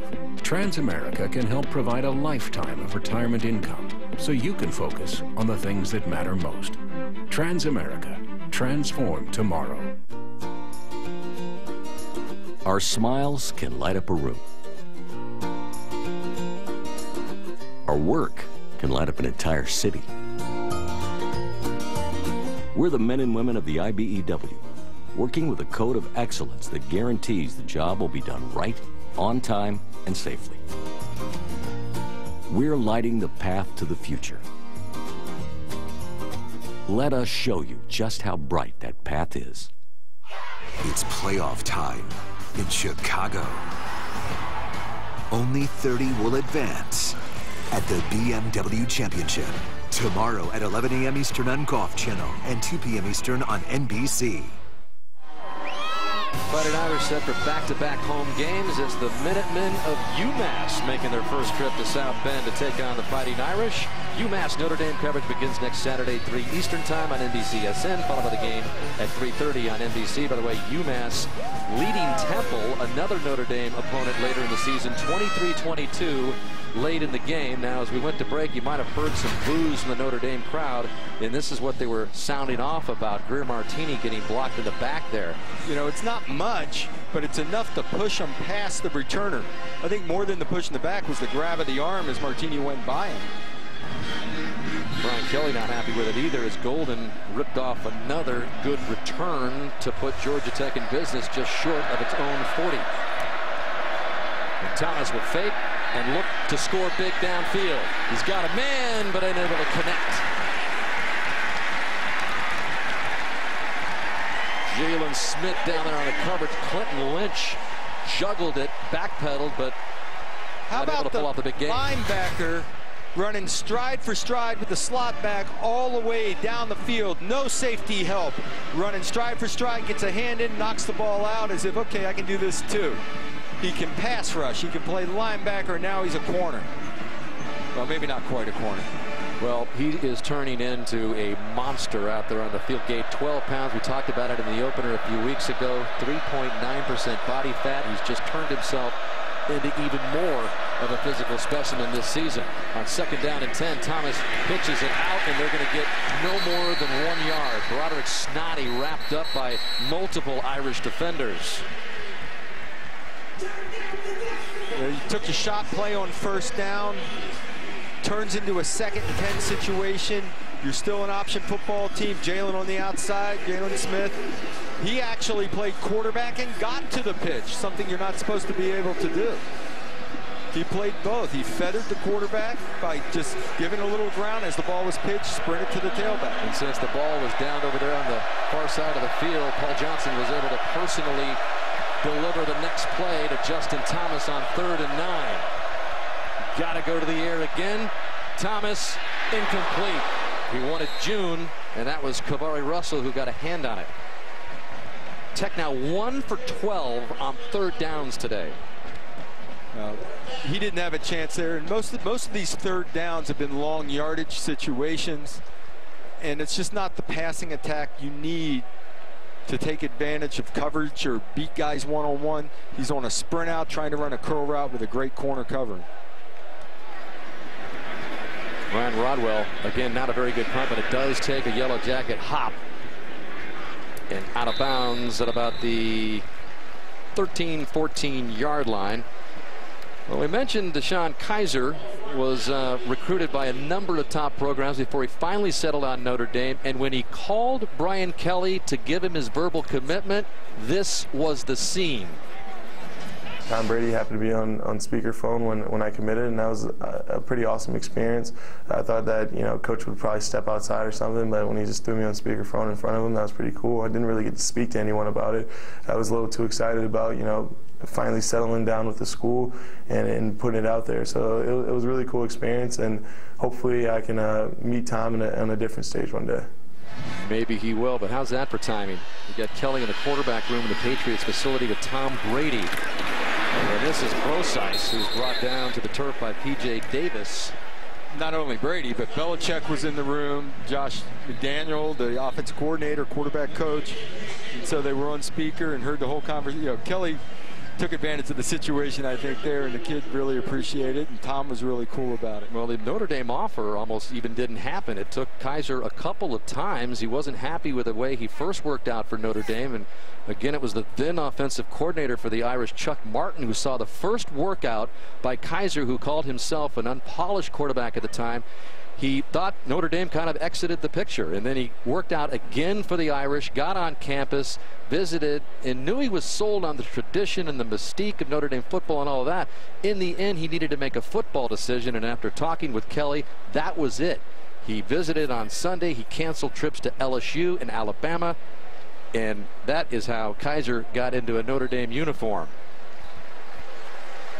Injured player on the field for Georgia Tech is Rod Rook-Chung-Gong, who walks off under his own power.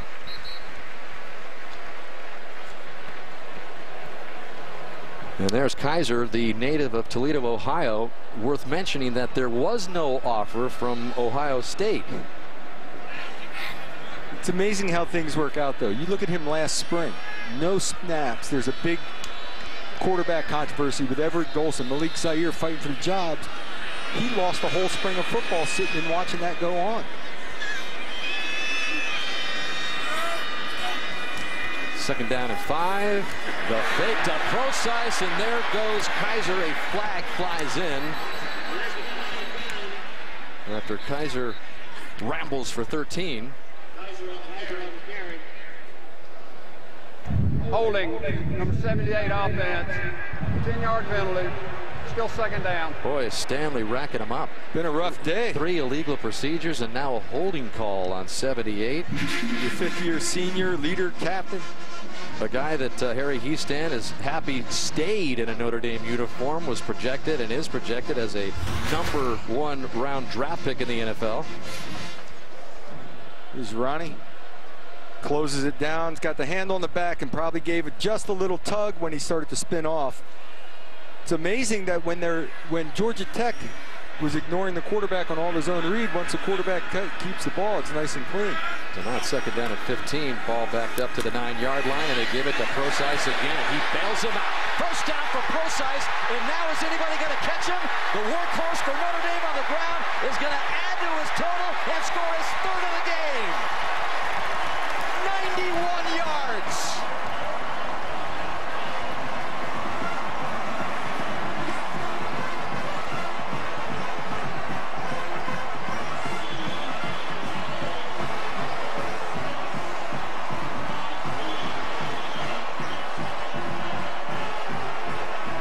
And that is a backbreaker for Paul Johnson and Georgia Tech.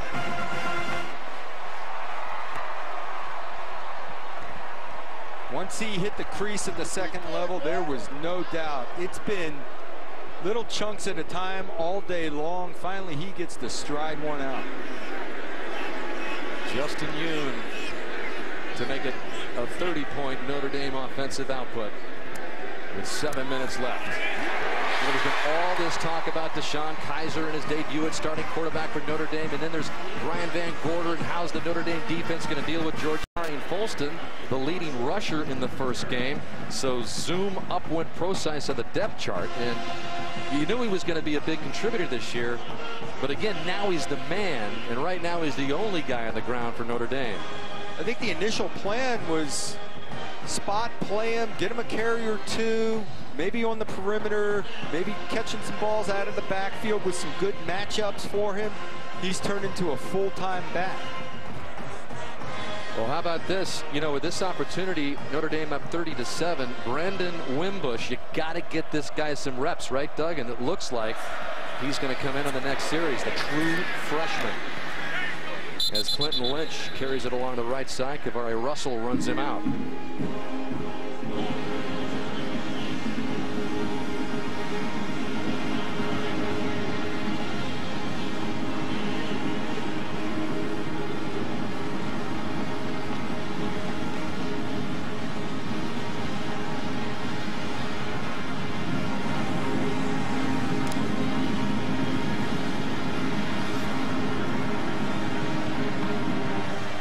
Justin Thomas has just not been that confident, electric orchestrator of the offense on this day. Flags come in on 2nd and 2.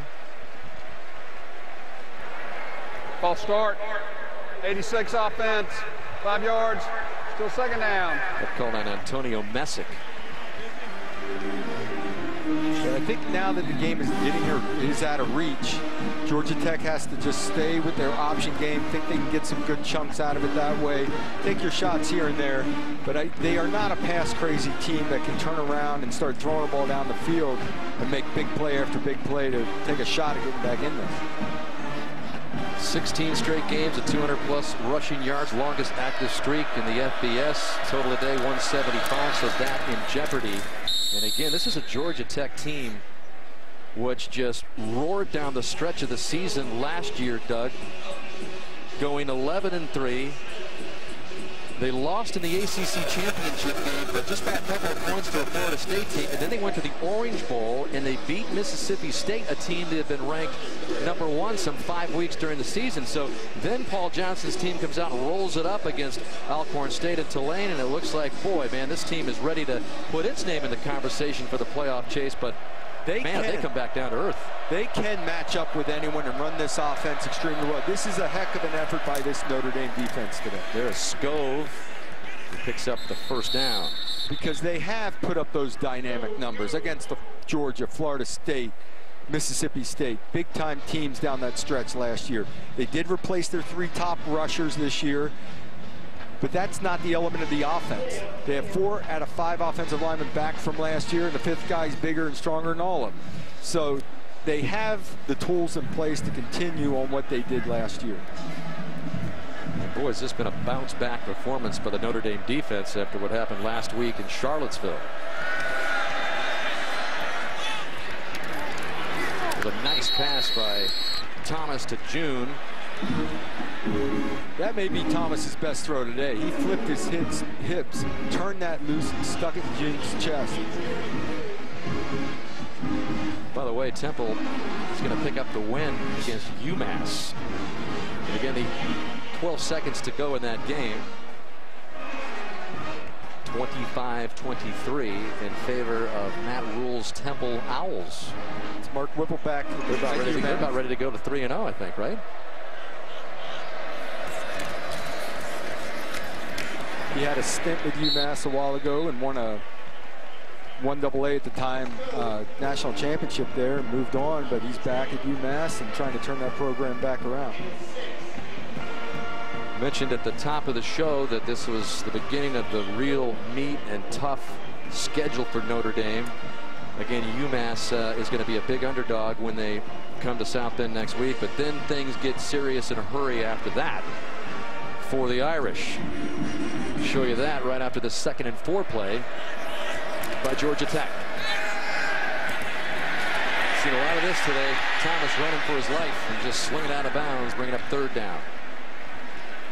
It's important for Notre Dame to get off the field right now. I was going to say to get Brandon Wimbush some action and some time left on the clock so he can get some snaps. But here's that schedule.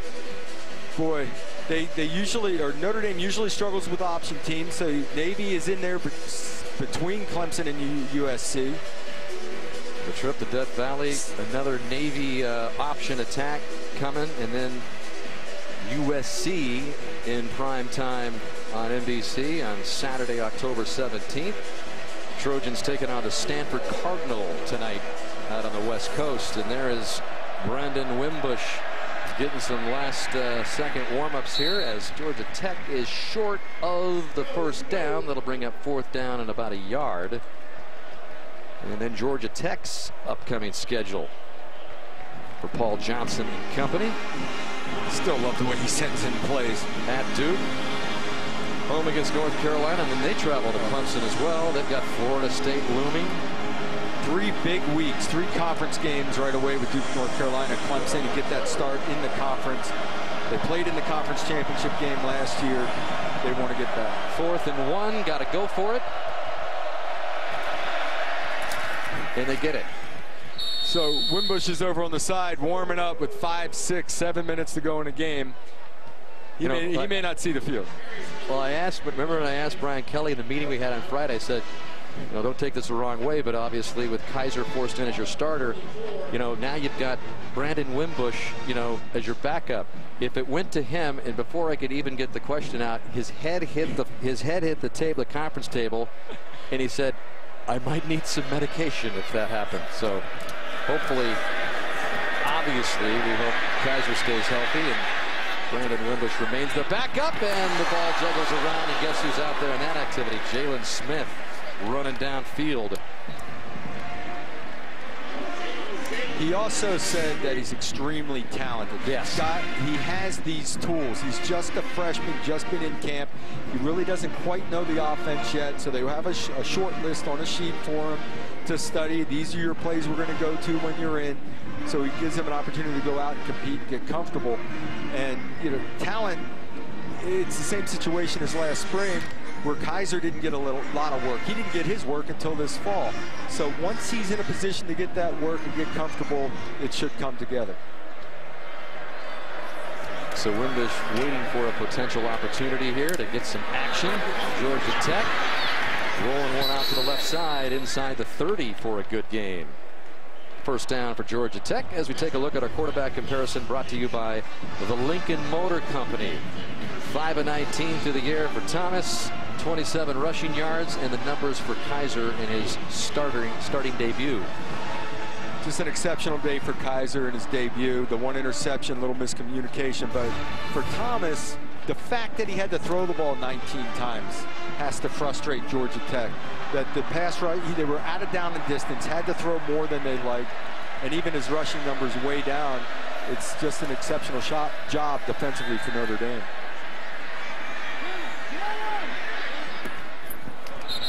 Incomplete as Thomas went to the near side, intended for Antonio Messick. It's been such a whirlwind week for Kaiser. We were talking to him. He said, you know what, I really kind of freaked out a little bit on Sunday, after the dust settled and the euphoric win over Virginia.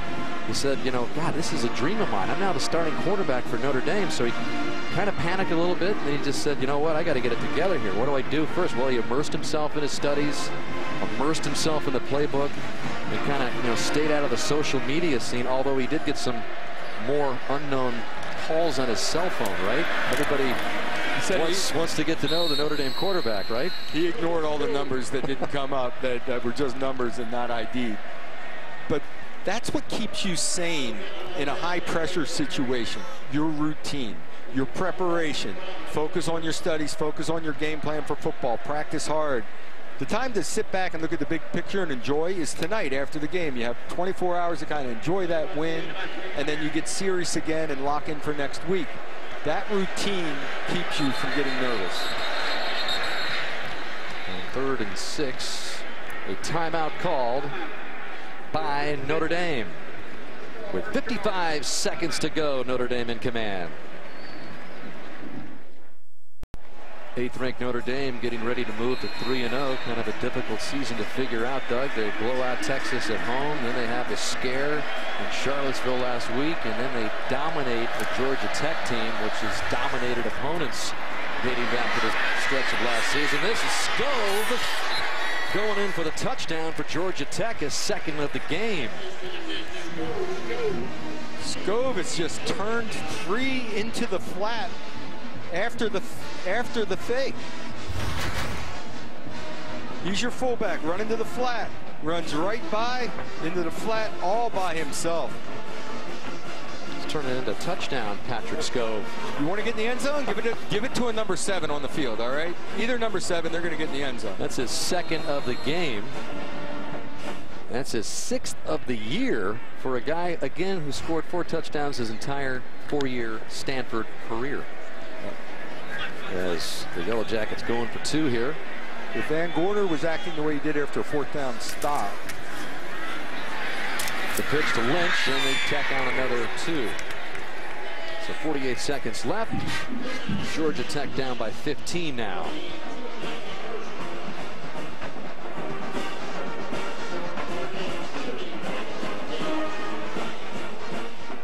But a game for C.J. Prosise. Again, 188 yards on the ground, 3 touchdowns, Doug.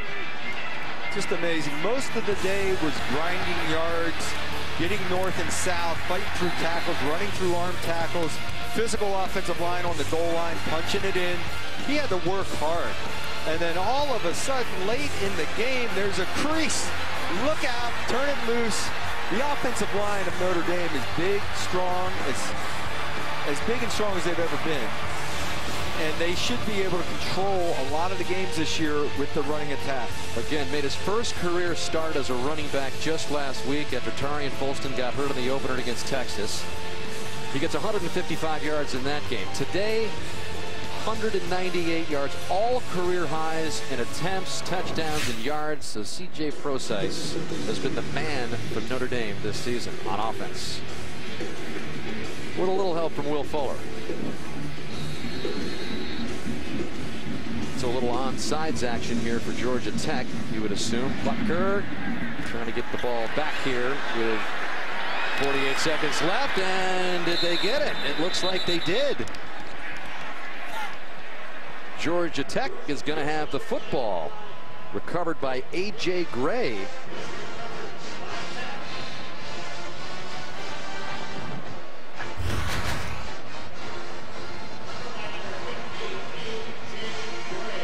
Boy, he got the great kick with the second hop that jumped up in the air. And I believe it was Corey Robinson trying to go after it, but 23 for Georgia Tech gets his nose in there and gets to the ball to knock it loose. That's noble. And then the recovery made. So the Yellow Jackets here at the 43, down by 15, with a quick strike, and they get one down there on the far sideline to Clinton Lynch. Out of bounds, stops the clock. 36 seconds to go, gain of 27. Being covered by Matthias Farley. Lynch from the slot runs this wheel route. He's covered. Back shoulder throw. He reacts to the ball in the air, makes a play. Justin Thomas giving his receivers a chance to make a play in the air. And I don't know if it's Notre Dame playing a little soft here in the last minute or Georgia Tech relaxing and just turning it loose and making a few plays. 2-score game. But if Johnson can somehow get a quick strike here, another onside kick. Anything is possible.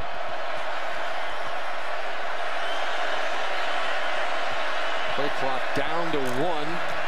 Thomas just gets it off. He does go for the end zone and trying to hang on at the goal line for the touchdown is Brad Stewart with 40 seconds left. Justin Thomas turns this one loose.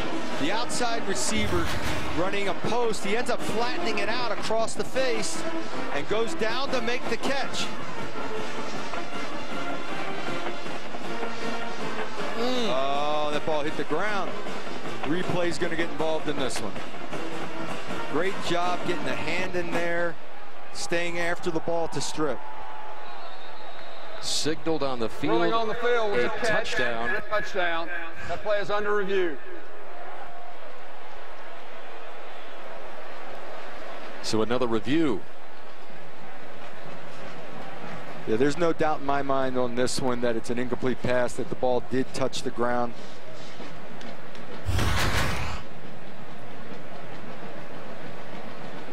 Sliding to make the play. Doesn't look like it, does it? Said Cole Luke in there on the coverage, getting a hand in to try to pull it. No, it's Devin Butler. No, it's not. It's Elijah Shoemate. Great job of not giving up on the play. It appears the receiver has the ball in his hand, but Shoemate gets a hand in there, continues to dig at it, not jarred it loose, but just pulled it a little bit loose so that as the catch was being made, the ball touched the ground. Yeah, that seems to be what you can see from this angle. Right there. He's caught the ball. He's got possession, but it's not a completed catch just yet. And then the ball's loose and touches the ground. He was not maintaining control all the way to the ground by that view. So we'll see if they overturn it and take away the touchdown from the true freshman from Savannah, Georgia, Brad Stewart. And let's bring in our rules guru, Doug Rhodes. Yeah, he's got to maintain control when going to the ground. It's a philosophy that I think makes it consistent throughout the country. Possess the ball, control the ball, and if going to the ground, maintain control. And in this case here, the ground becomes like the third hand that helps him make that catch. So I think we're going to have to rule incomplete on that. So this is the video that the officials are looking at right now. That's their shots right there. And so after all of that, we do expect it to be overturned, but we'll see. Again, it has to be indisputable. That looked like it was. That to me is indisputable. It's a nice effort.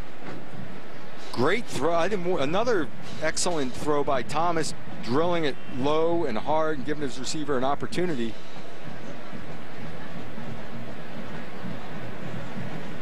But Stewart just could not come up with a clean. Little rip at the ball, and the ball just happens to touch the ground to help him catch it. And like I said before, Shoemate could have given up on that easily. You know, it appeared that the receiver was going to catch the ball, and you're falling over the top of him and rolling down. He kept after it, reached in with the hand, got it just a little loose, or loose enough anyway that it made contact with the ground.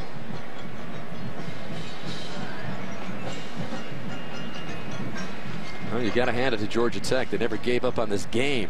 They're not quitting. Even though it may not be winnable, they can make it look good and get some confidence going in the next week, and all those things that went wrong in the first half.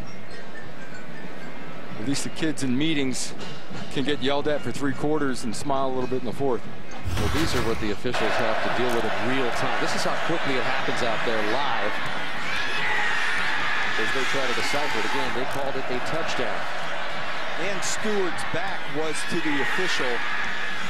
After review, the receiver did not complete the process of the catch. It's an incomplete pass. It will be second down and 10 yards to go from the 15-yard line. The clock is correct. So as expected, they take it away from the freshman Brad Stewart. And they'll bring it back to the 15-yard line with 29 seconds to go.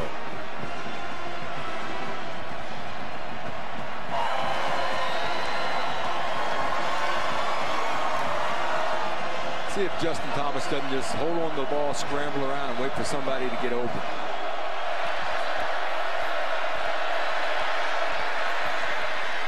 He's got it complete to Scove. He's got already a couple of touchdowns. Why not another one? So Scove marches in for his third of the game. And that stops the clock. 22 seconds left. You'll see Georgia Tech go for 2 again. Try to get within 7. Georgia Tech has really found something with the fullback to the flat. Because of all the responsibility in the run game, the middle linebackers cannot stay with him. He's out flanking people to the flat, and 2 big plays in a row, 2 touchdowns for Scove. Well, they're going to go for the 1 here to get within 8, and then try another onside and see what happens. So that's Butker in for the extra point, as Georgia Tech has now scored 2 touchdowns in 26 seconds. And this is the kind of ending to a game, even if Notre Dame ends up on top, that kind of leaves you with that uneasy feeling. How long that one take? 26 seconds? There's 22 on the clock. It's still an opportunity. Another onside kick. I'll tell you, Paul Johnson wishes he had found that fullback to the flat a little earlier in the game, because chances are, from a responsibility standpoint, it would have worked earlier. Scove's got 7 touchdowns on the year. This guy just a bruising fullback at Stanford, and now has put Georgia Tech in position to maybe make it even more dramatic. By the way, Wimbush was warming up 7 minutes ago on the clock. I don't think Brandon it's not happening.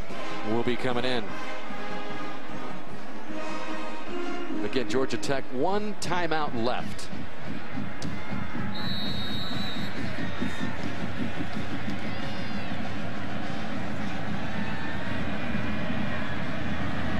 Go to the other side this time. There's some contact there as the ball is at the 45-yard line. And Notre Dame this time able to get on it for the recovery. That was Torrey Hunter able to secure it for Notre Dame.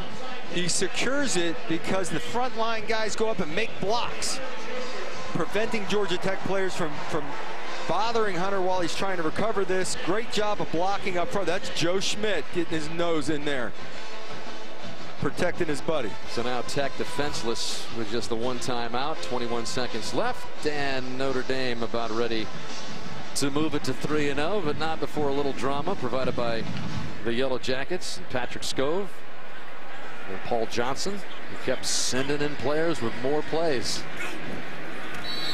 Kneel down and that will do it. Notre Dame, after that miracle win orchestrated by Deshaun Kaiser in the final drive a week ago, makes his first start at Notre Dame and makes it a winning start as the Irish, 8th ranked, moved to 3-0 with a 30-22 win over the 14th ranked Yellow Jackets of Georgia Tech. The spread option offense, not much going today. That was a great effort by the Notre Dame defense, shutting down the spread offense. Offensively, Kaiser had a solid day, leaned on C.J. Procise in the running game. A good overall effort.